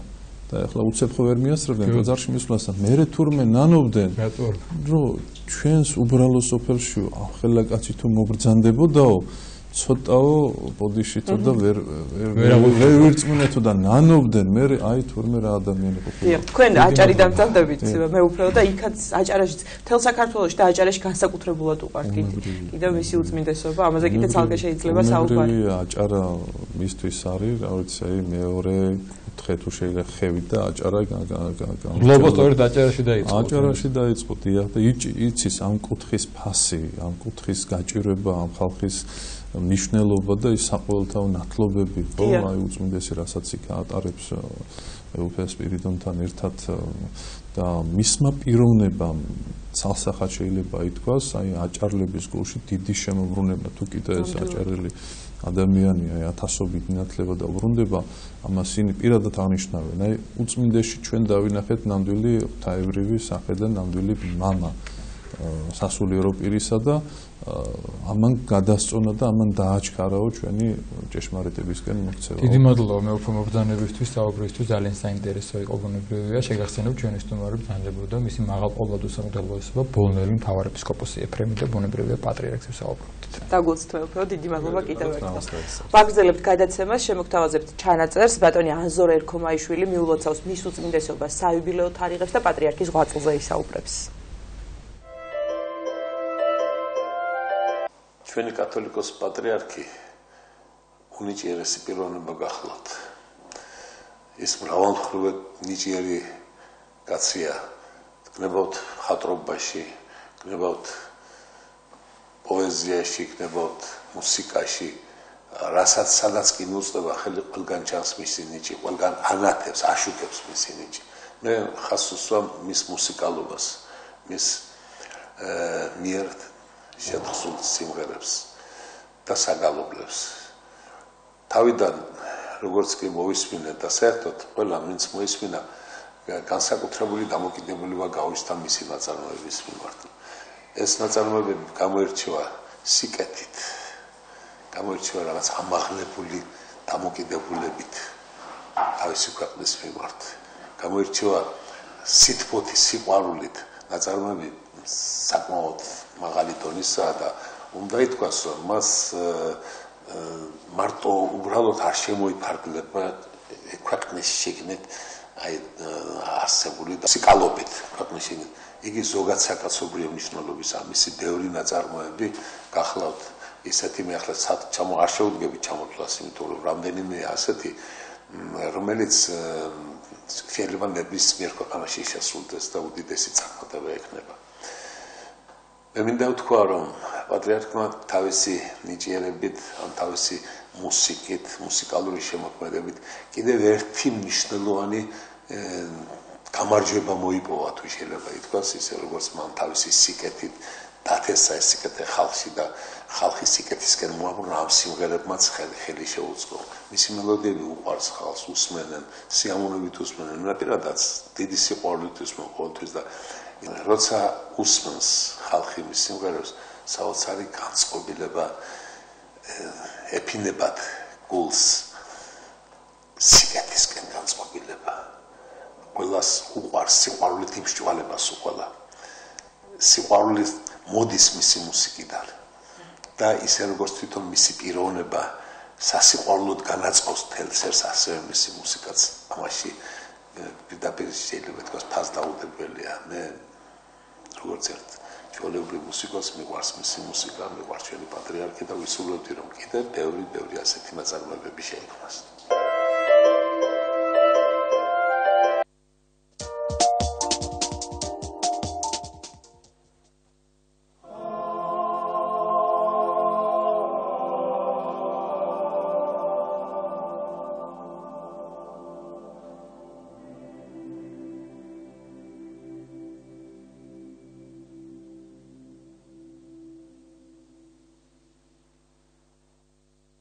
ჩემთვის მისი უწმინდესობა გაცილებით მეტია ვიდრე კათოლიკოს პატრიარქი. მე ბედნიერი ვარ, რომ ყოველ ჩამოსვლაზე თბილისში შესაძლებლობა მაქვს მას შევხვდე და მასთან გქონდეს ურთიერთობა და მე ისეთი განცდა მაქვს, რომ ეს ყოველი შეხვედრა, ეს ყოველი წუთი მასთან ერთად გატარებული ყოველი წუთი მე მაძლიერებს უკეთესი ხვდები და უფრო მეტი სიკეთის კეთება მინდობა.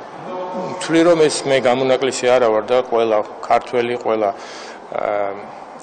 ქრისტიანი მორწმუნე ასეთივე განცდით არის, რომ ჩვენი პატრიარქი არის მათი სულიერი სიძლიერის საწინდარი, მატებთ სიძლიერეს ეკლესიას და გარანტია მისი სტაბილურობის.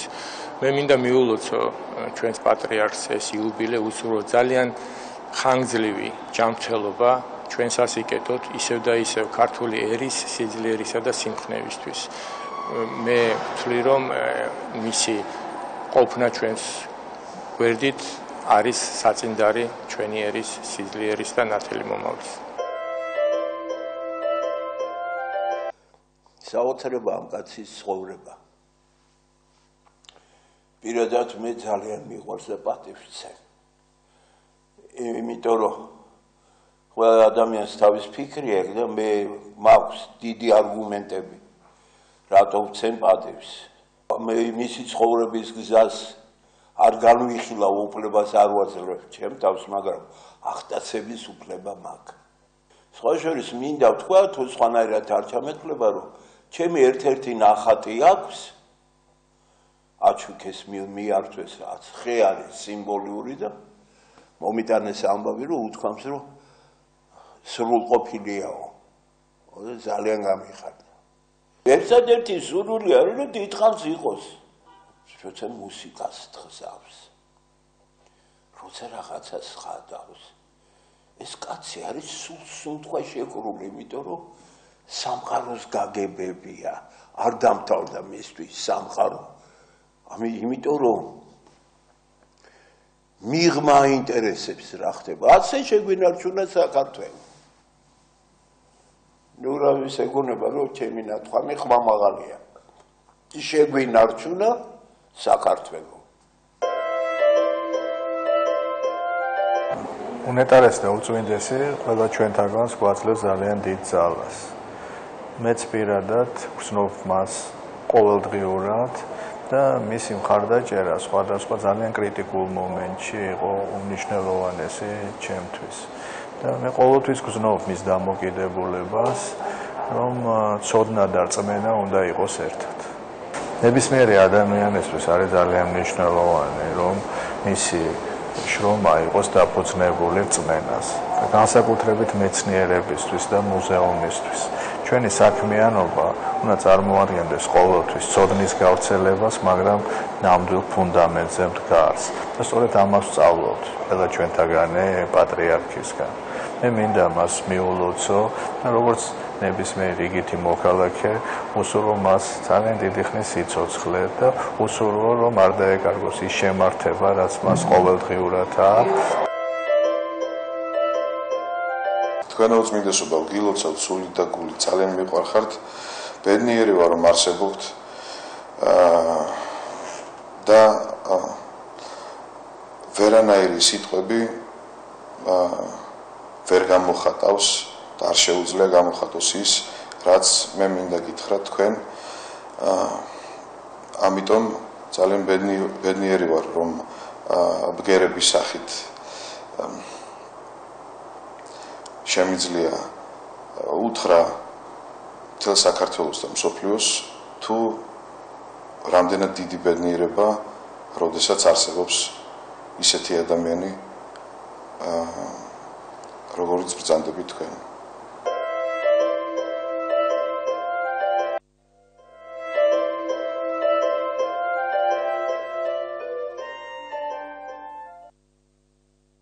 დაუბრუნდით პირდაპირ ეთერში შემოგვერთა სტუმარი, ფილოლოგიის მეცნიერებათა დოქტორი, ბიზანტინოლოგი ქალბატონი თამარ მესხი. დილამშვიდობისა ქალბატონი თამარ. ძალიან დიდი მადლობა რომ გვესტუმრეთ. დილამშვიდობისა, მოგესალმებით თქვენ, მივესალმებით ტელემაყურებელს. მე მაყურებელს მინდა ვუთხრა, რომ ქალბატონი თამარი აი უკვე მალე გახდება 40 წელი, რაც საპატრიარქოს თარჯიმანი არის ბერძნული ენის და შესაბამისად პატრიარქს ამ ხნის განმავლობაში ოფიციალურ შეხვედრებზე თან ახლდა. სწორედ ამ მიმართულებით გვექნება ჩვენ დღეს საუბარი, ვისაუბრებთ საქართველოს ეკლესიის საერთაშორისო ავტორიტეტთან დაკავშირებით, რაც უშუალოდ პატრიარქის სახელს უკავშირდება. ქალბატონი თამარ, საინტერესოა თქვენი პირველი შეხვედრა როგორ მოხდა და საერთოდ როგორ დაიწყო თქვენი თანამშრომლობა? მოგეხსენებათ, პატრიარქი აღსაყდრებული იქნა 1977 წლის 25 დეკემბერს. ეს მნიშვნელოვანი ფაქტის მონაწილე, ამ მნიშვნელოვანი ფაქტის მონაწილე მე ვერ გავხდი, მაგრამ ძალიან მალე, სულ 4 თვეში ჩამოვიდა კონსტანტინოპოლიდან დელეგაცია, რომელშიც 3 მიტროპოლიტი იყო. და აი ამ დელეგაციის შეხვედრის დროს საჭირო გახდა ბერძნული ენის მცოდნე ადამიანის პოვნა, რომელიც შეძლებდა მათ სიტყვებს თარგმნიდა და საერთოდ ურთიერთობების დამყარებაში დაეხმარებოდა. აი სწორედ მაშინ მე წამიყვანეს პირდაპირ აეროპორტში, ისე რომ პატრიარქი ნანახი არც მყავდა და მე შევხვდი ბერძენ სტუმრებს და მათთან ერთად მივედი მე პატრიარქთან. ეს დელეგაცია მართლა ძალიან კარგად გაისტუმრა საქართველოს საპატრიარქომ, მიუხედავად იმისა, რომ მაშინაც გარკვეული სირთულეები იყო და ყველაზე დიდი სირთულე ის იყო, რომ აი ეს პატარა საპატრიარქო, რომელიც სიონის გვერდით არის, ისიც კი დამწვარი იყო. ასე რომ პატრიარქს რეზიდენციაც კი არ ჰქონდა და სტუმრები, ახლა ვერ გეტყვით ნამდვილად სად და რომელ შენობაში, მაგრამ ეს რაღაცა დროებით სამყოფელში მიიღო. მიუხედავად ამისა, სტუმრებს ეს არ უგრძნია. ისეთ მაღალ დონეზე ჩატარდა ეს შეხვედრა და ისეთი მნიშვნელოვანი ნაბიჯები გადაიდგა ამ პირველივე შეხვედრით, რომელმაც საქართველოს ეკლესიას მართლა ძალიან დიდი ავტორიტეტი მოუტანა. ამ პირველივე შეხვედრაზე პატრიარქმა დასვა შეკითხვა საქართველოს ეკლესიის ავტოკეფალიის ცნობისა და აღიარების შესახებ. ეს მინდა მე კითხა ბოდიშუხთ ჩაგეჭრებით შეკითხვაში, ალბათ ერთ-ერთი აი 40 წლიანი მოღვაწეობის მანძილზე თქვენთვისაც ერთ-ერთი მნიშვნელოვანი მოლაპარაკებები იქნებოდა სწორედ ავტოკეფალიის საკითხი, რომელიც 12 წელი გრძელდებოდა და თქვენ იყავით სწორედ თარჯიმანი კონსტანტინოპოლსა და საქართველოს ეკლესიის შორის. ეს ეხებოდა მიმოწერებსაც ბუნებრივად. მათ შორის შეხვედრებს. დიახ. მართალია, პატრიარქისმა ძალიან ბევრი გააკეთა საქართველოსთვის.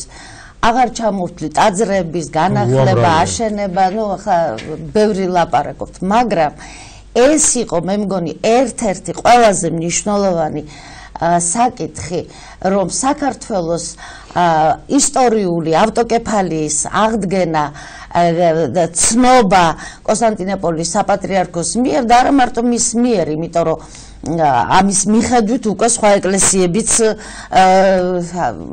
ასევე მოიხსენდა სცნეს. ერთი სიტყვით ეს იყო უმნიშვნელოვანესი. იყო დაძაბული საუბრებით. იყო დაძაბული საუბრებით. არც ერთი საუბარი არ შეიძლება, არც ერთი. ეხლა მე დაწვრილებით ამ 12 წელი გაგრძელდა და მე რომ ეს ყველაფერი მოუყვე, ამას თქვენი გადაცემის ფორმატი ვერ დაიტევს. მაგრამ საქმე ის არის.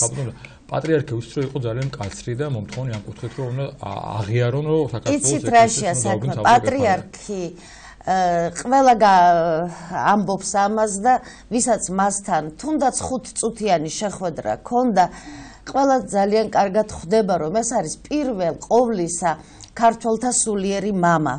მაგრამ როდესაც არის ასეთი სერიოზული საკითხები საეკლესიო, იქ უცებ ეს ადამიანი ხდება ძალიან ფრთხილი და გამჭრიახი დიპლომატი და პოლიტიკოსი. ძალიან დიდი დიპლომატი. ეს არის ძალიან დიდი ღირსება ადამიანის, ამას ცუდად ნუ გაიგებენ.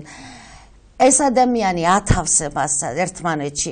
მე ვიტყოდი, რომ სულიერი მამობა სჭარბობს, მაგრამ კრიტიკულ სიტუაციაში გამოდის გარეთ სწორედ აი ეს დიპლომატიც, პოლიტიკოსიც, სახელმწიფო მოღვაწეც, ესეც შეიძლება ითქვას. ის არის, რა თქმა უნდა, ეროვნული მოღვაწე, ამიტომაც ვამბობ, რომ მე ამ 12 წლის მანძილზე მისი ეს სახე ძალიან კარგად დავინახე და მე ძალიან პატივს ვცემ ამ მხარეს. მისას. ქალბატონო თამარ, აუცილებლად უნდა ვისაუბროთ ასევე სინას მთის კატალოგთან დაკავშირებით. 3 ექსპედიცია მოეწყო, როგორც ვიცით, 1994-96 წლებში. თქვენ აქტიურად ბრძანდებოდით ჩართული და უშუალოდ პატრიარქის ზღვაწელს უკავშირდება ახლად აღმოჩენილი ქართული ხელნაწერების კატალოგად გამოცემაც და აი ამასთან დაკავშირებით რომ მოუყვეთ ჩვენს მაყურებელს. ესეც ძალიან დიდი ეროვნული საქმეა. სინას მთასთან ჩვენ სულ ცოტა მე-6 საუკუნიდან მქონდა ურთიერთობა. ეს ისტორიული ურთიერთობა, რომელიც აი მე-18 საუკუნეში ერეკლეს დროსაც კი გრძელდებოდა, არსებობს მიმოწორა სინელთა ერეკლე მეფისადმი, ერეკლე მეფისა სინელებისადმი, რომ მე-18 საუკუნის ბოლომდე გრძელდებოდა. აი მე-20 საუკუნეში ფაქტობრივად არანაირი გასაბჭოების პერიოდის მერე კი იყო მცდელობა, ავიდა ნიკომარი, ავიდა ჯავახიშვილი 1902 წელს, მაგრამ იმის შემდეგ უკვე 70 წლიანი ათეისტური რეჟიმის პირობებში სინას მთასთან არანაირი კონტაქტი არ ჰქონდა. პირველი მერე ვინც წავიდა, ეს იყო ჩვენი კათოლიკოს პატრიარქი ილია მეორე, ეს იყო 84 წელი. აი მაშინ გასაგებია, რა თქმა უნდა, იქ არის 3300 კიბე, სიმბოლურია ესეც საფეხურების რაოდენობა. ესა იარა, ილოცა, ცხადია, შეავადრა საქართველოს, რა ვიცი, ახლა სინას მთა ეს არის განსაკუთრებული სალოცავი და მე არ მოუყვები მის მნიშვნელობას ახლა. ეს არის ის მთა, სადაც მოსე ავიდა, სადაც ჟულისფიცრები მიიღო და ასე შემდეგ. და მონასტერში, წმინდა ეკატერინეს მონასტერში სულ რამდენიმე წლის წინ ხანძარი გაჩნდა წმინდა გიორგის ეკლესიის ქვემოთ და იქ სამალავი აღმოაჩინეს. იმ სამალავში აღმოჩნდა ძალიან დიდი რაოდენობის ხელნაწერები. რა თქმა უნდა, დაახარისხეს ეს ხელნაწერები, ზოგი უკვე შესწავლილიც კი იყო და არ იცოდნენ, რომ მათ შორის იყო ქართული ხელნაწერები. და პატრიარქმა მოითხოვა ამ ხელნაწერების ნახვა და პირველად რომ დაახედა, იმ წუთში მიხვდა, რომ ეს იყო ქართული, ეს იყო ქართული ხელნაწერები და მაშინვე დაიწყო მოლაპარაკებები სინას მთის მთავარეპისკოპოსთან, მის უნეტარესობასთან დამიანესთან, რომ ქართველ მეცნიერთა ექსპედიცია წასულიყო სინას მთაზე. მიუხედავად ამისა, საბჭოთა კავშირის პირობებში ეს 5-6 წელი ვერ განხორციელდა. პირველი ექსპედიცია მოეწყო 1990 წელს, მაგრამ ეს იყო ძალიან ხანმოკლე, სულ 2 კაცისაგან შედგებოდა, ეს იყო ზაზა ალექს მიშა ქავთარია და მათ უბრალოდ აი რაღაც დაზვერვითი სამუშაოების გაკეთება მაინც შეძლეს. შეხედეს რამდენია რაოდენობით, რა ხდება, როგორ მდგომარეობაშია ეს ხელნაწერები. ამის შემდეგ მხოლოდ 1994 წელს მოხერხდა წასვლა სინას მთაზე. მეორე იმის შემდეგ 96 წელს. ეხლა მე მინდა ხაზგასმით აღვნიშნო, მართალია უწმინდესზე ვლაპარაკობთ, მაგრამ ის რომ 94-ში, 96-ში, მაშინ როცა ამ კლევრებს 30 ლარიანი ხელფასები ჰქონდათ, როცა ასეთი გაჭირვება იყო და ისინი მათ თავდაუზოგავად იმუშავეს, გარდა იმისა, რომ იქ იმუშაოს სინაზე, იქ ყველაფერს ვერ გააკეთებდნენ. ჩამოიტანეს მასალა აქ ამ გაყინულ, გათოშილ ინსტიტუტში, ხელნაწერთა ინსტიტუტში ისხდნენ და მუშაობდნენ. ეს ხო უწმინდესის დიდი სიყვარული, ეს ხო ეკლესიის დიდი სიყვარულია. ეს მეცნიერებისადმი და საერთოდ მამულიშვილური საქმისადმი თავდადება არის. ამიტომ ნამდვილად აი ასაკოვნები არიან ისინიც, ქალბატონი მზექალაშანიძე, ზაზა ალექსიძე, ლილი ხევსურიანი, მიხეილ ქავთარია. მე ვამაყობ მათით და მიმაჩნია, რომ აი ეს არის სიყვარული, პატრიარქის სიყვარული, ეკლესიის სიყვარული, სამშობლოს სიყვარული, საქმით უნდა დავამტკიცოთ და არა მხოლოდ სიტყვით ადვილია თქვა მიყვარს. ხო, სიტყვები და საძებელები ადვილია. ამიტომ ძალიან დიდი საქართველოს ჩვენ ძალიან გვიყვარს მისი უწმინდესობა გულწრფელად და უცხოელებსაც ასევე ძალიან უყვართ და ძალიან დიდი არის ავტორიტეტი პატრიარქისა საზღვარგარეთ. მე ვიტყვი, რომ მიუხედავად იმისა, რომ ამ 26 წლის მანძილზე ძალიან მძიმე პერიოდი შეხვდა მას პატრიარქობის. აი მე რო ვადარებ რა იყო 78 წლიდან, მე მივედი 78 წლის 6 მაისიდან 90-იან წლებამდე ის 12 წელიწადი ეს იყო ზეიმი, ეს იყო აი იქ მისვლა იყო სიხარული, იქ მისვლა, აი მე სამსახურში კი არ მივდიოდი საპატრიარქოში, მე მივქროდი. შეიძლება იმიტომაც რომ მაშინ ძალიან ახალგაზრდა ვიყავი. თუმცა სწორედ მაგ პერიოდში ამ ინტერვიუში 4-ში რა უწმინდეს ეს თემის ამბობს, რომ ხალხი ხედავდა საზეიმო წირვებს, ხედავდა გაღიებულ პატრიარქს, მაგრამ არავინ არ იცოდა მერე განსაცდელების გადატანა მიწის. ამიტომ ვამბობ, რომ მიუხედავად ამისა ჩვენ ვიცოდით, მაშინ ვიცოდით ჩვენ ვინც დავდიოდით. მე იმ თაობას ვეკუთ, მე მარტო საპატრიარქოში არ ვიყავი. მაშინ ჩვენ ვიყავით დაკავშირებული სიონის ეკლესიაში ქადაგებდა პატრიარქი. შაბათ-კვირას ხო წირვალოცვა იყო, ორშაბათი ბავშვების დალოცვის დღე იყო, სამშაბათი კიდევ სხვა და ხუთშაბათობა იყო და მე გამოერეოდა რომელიმე საუფლო დღესასწაული და გამოდიოდა მთელი კვირა იქ ვიყავით. ვიცოდით მას რა სირთულეები ხდებოდა, მაგრამ ის სირთულეები რაც 90-იანი წლების შემდეგ დღემდე მოდის ამას ეს კიდევ სხვა არის. მე მგონია უკაცრავად მინდა დავასრულო მას რომ ასეთი რთული ეს ბოლო მაინც, აი ბოლო წლები მაინც არ შეხვედროდა, მისი ჯანმრთელობა ასე არ შეირყეოდა. მე რო გავიცანი პატრიარქი, მე მგონა მაგას არაფერი არ მოერეოდა. მისეთი ენერგიული, ისეთი ის იყო.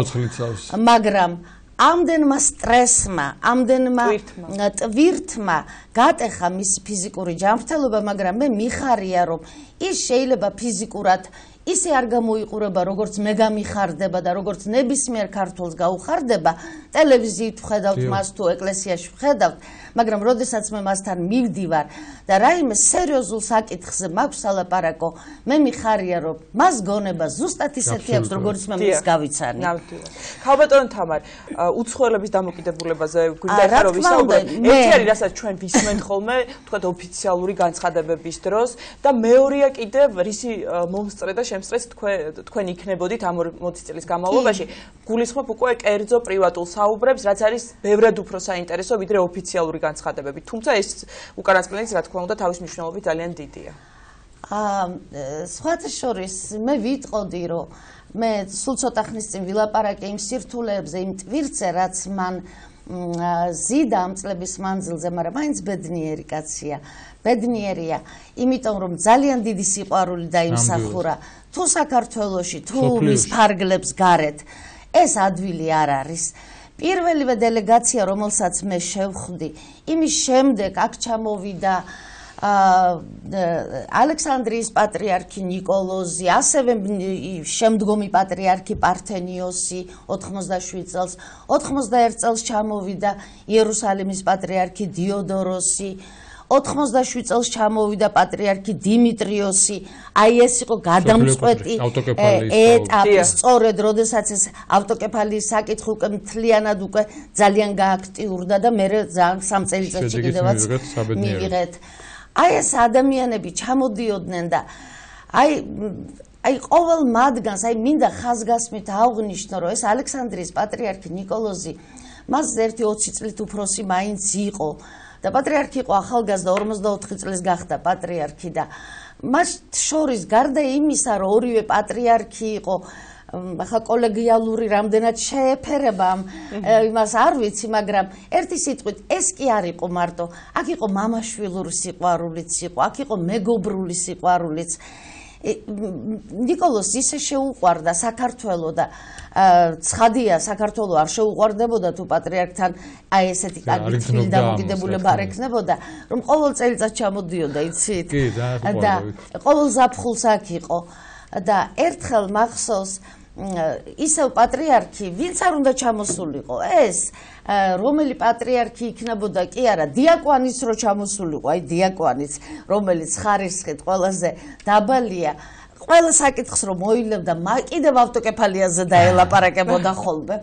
ხო და ხანდახან ასე ვფიქრობდი, რომ ესე იგი არ თავრდებოდა ამ ავტოკეფალიაზე ლაპარაკი და ამ ნიკოლოზთანაც ლაპარაკობდა სულ ამ ავტოკეფალიაზე და ერთხელ უთხრა, რომ აი როგორი მშვიდი, გაწონასწორებული, როგორი სათნო ხარო და ამ ავტოკეფალიაზე რო იწყებ ლაპარაკს, სხვანაირი ხდებიო, ესეთი მკაცრი გახდებიო და პატრიარქმა არაფერი არ უპასუხა.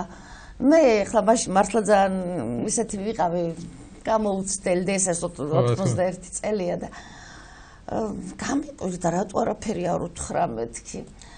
მეორე დღეს ჩვენ დაგეგმილი გვქონდა პროგრამა ხო დგება წინასწარ სანამ სტუმარი ჩამოვა რომ უნდა წაგვიყვანა ნიკოლოზი ყაზბეგში უბრალოდ სნოში მიპატიჟა რომ ერთვენებინა თავისი მშობლიური სოფელი. მაგრამ სანამ სნოში წავიდოდი დარიალის ხეობაში მივედით და დაათვალიერებინა დარიალის ხეება იქ აკურთხა ნიკოლოზმა საქართველოს აზღვრები და მე უთხრა რომ გახსოვთო ჩვენი გუშინდელი საუბარიო პატრიარქი ეუბნება და მითხარითო ჩემ შესახებო აიო ჩემი სოფელი აქედან ძალიან ახლოს არისო კი მე მშვიდი ვარ წყნარი სათნო თუ საჭირო გახდება უკან დახევად შემიძლია მაგრამ როცა ეკლესია საქართველოს ეკლესიას ეხება საკითხი ხედავთ ამ სალკლდეებს ზუსტად ასეთი ვარ ჩემი დაძვრა შეუძლებელია მადლობა ხმოთ ამისთვის და სწორედ შედეგია ის რომ ჩვენ ეკლესია აი ესეთი საუბრები ბევრი მომისმენია მე როს ყველაფერი მოვყვე არ ვიცი რამდენ ხანს უნდა ვილაპარაკო მაგრამ მინდა გითხრათ რომ ეს არ იყო გამონაკლისი ნიკოლოზი ძალიან დიდი სიყვარული აკავშირებდა მას დიმიტრიოსთან ვინც აღიარა ჩვენი ავტოკეფალია და ხაზგასმით მინდა გითხრათ რომ ძალიან დიდი პატივისცემა და სიყვარული არის მასა და მსოფლიო პატრიარქს ბართლომეს შორის აი მითხარით 1994 წელს როდესაც ყველაფერი ჩაბნელებული იყო თბილისში როდესაც იცით რა მდგომარეობა იყო ახლა მე არ დავხატავ ჩვენმა მოსახლეობამ მიცის ასე დროს რო ჩამოვა ვიზიტით პატრიარქი კონსტანტინოპოლიდან მაშინ როდესაც პასპორტები სანთლის შუგზე რო შეამოწმეს და რო წამოვედით აეროპორტიდან ქალაქისკენ ბეტერები რო იდგა ასეთ პირობებში რო ჩამოვა პატრიარქი ეს დიდი პატივისცემა არის ეს ძალიან დიდი სიყვარულის გამოვლინება არის და ეს არის ის რაც მან დათესა რაც მან შეძლო ამიტომ მე ძალიან ხშირად მიხდება ამაზე საუბარი რომ ავტორიტეტის მოპოვებას ძალიან ბევრი წლები უნდა ძალიან დიდი შრომა უნდა ძალიან ისა მაგრამ მის დაკარგვას ერთი წუთი, ერთი გაუაზრებელი ფრაზა, ერთი გაუაზრებელი ნაბიჯი უკვე საკმარისია რომ დაკარგო. ამიტომ მე მინდა ვუთხრა მღვდელმთავრებს, სამღვდელოებას, ჩვენ უბრალო ადამიანებს, თითოეულ მოქალაქეს, რომლებიც ასე ვიძახით, რომ ძალიან გვიყვარს პატრიარქი, ჩვენ უნდა გავუფრთხილდეთ არა მარტო იმ ეკლესიებს, ხატებს, ყველაფერს იმ მატერიალურ და არამატერიალურ სიკეთეს, რასაც მემკვიდრეობას უტოვებს პატრიარქი, არამედ ამ ურთიერთობებსაც, იმიტომ რომ ასეთი დალაგებული ურთიერთობების ესა შეწყვეტა არ შეიძლება, ეს ურთიერთობები ისეთი კარგი საფუძველია რომ უფრო კარგად აშენდეს ეს ურთიერთობები ყველა ეკლესიასთან ალექსანდრია, იერუსალიმი, კონსტანტინოპოლი სულ ერთია ნებისმიერ თუნდაც რუსეთის ეკლესია ყველგან სიმართლე ყველგან უნდა ითქვას მაგრამ ძმობა სწორედ ის არის რომ სიმართლე მაგრამ ძმობაც მაინც ძმებად ძალიან დიდი მადლობა უღმესი მადლობა ბოლოს მაქვს კიდევ ერთი წუთი. წუთზე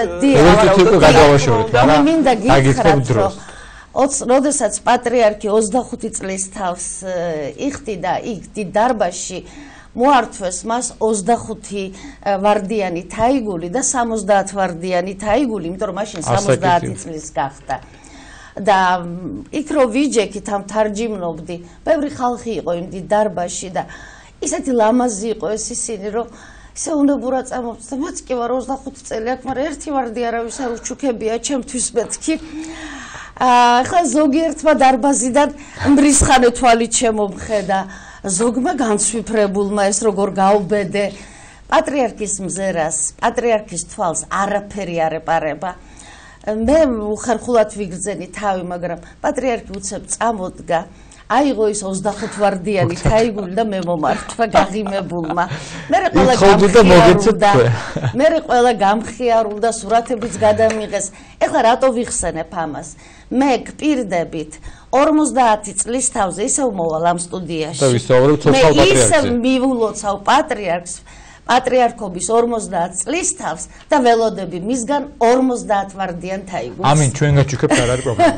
დიდი მადლობა საუბრისთვის. შეგახსენებთ რომ ქალბატონი თამარ მესხი ფილოლოგიის მეცნიერება დოქტორი, ბიზანტოლოგი, პატრიარქის პირადი თარჯიმანი იყო ჩვენი სტუმარი. დღევანდელი გადაცემა ამით დასრულებულია. წინასწარ გეტყვით რომ ხვალ საინტერესო გადაცემა იქნება. მოძღვარი ისაუბრებს კაზანოვების თემაზე და პატრიარქის ღვაწლზე მისი ქორეპისკოპოსი ბოდბელი ეპისკოპოსი იაკობი იქნება ჩვენი სტუმარი. დღევანდელ გადაცემას კი კახა მიქიაშვილი და ელისაბედ აბულაძე უძღვებოდეთ. დიდი მადლობა რომ გვიყურეთ. ნახვამდის გემშვიდობებით საუკეთესო სურვილებით ხვალამდე. დროებით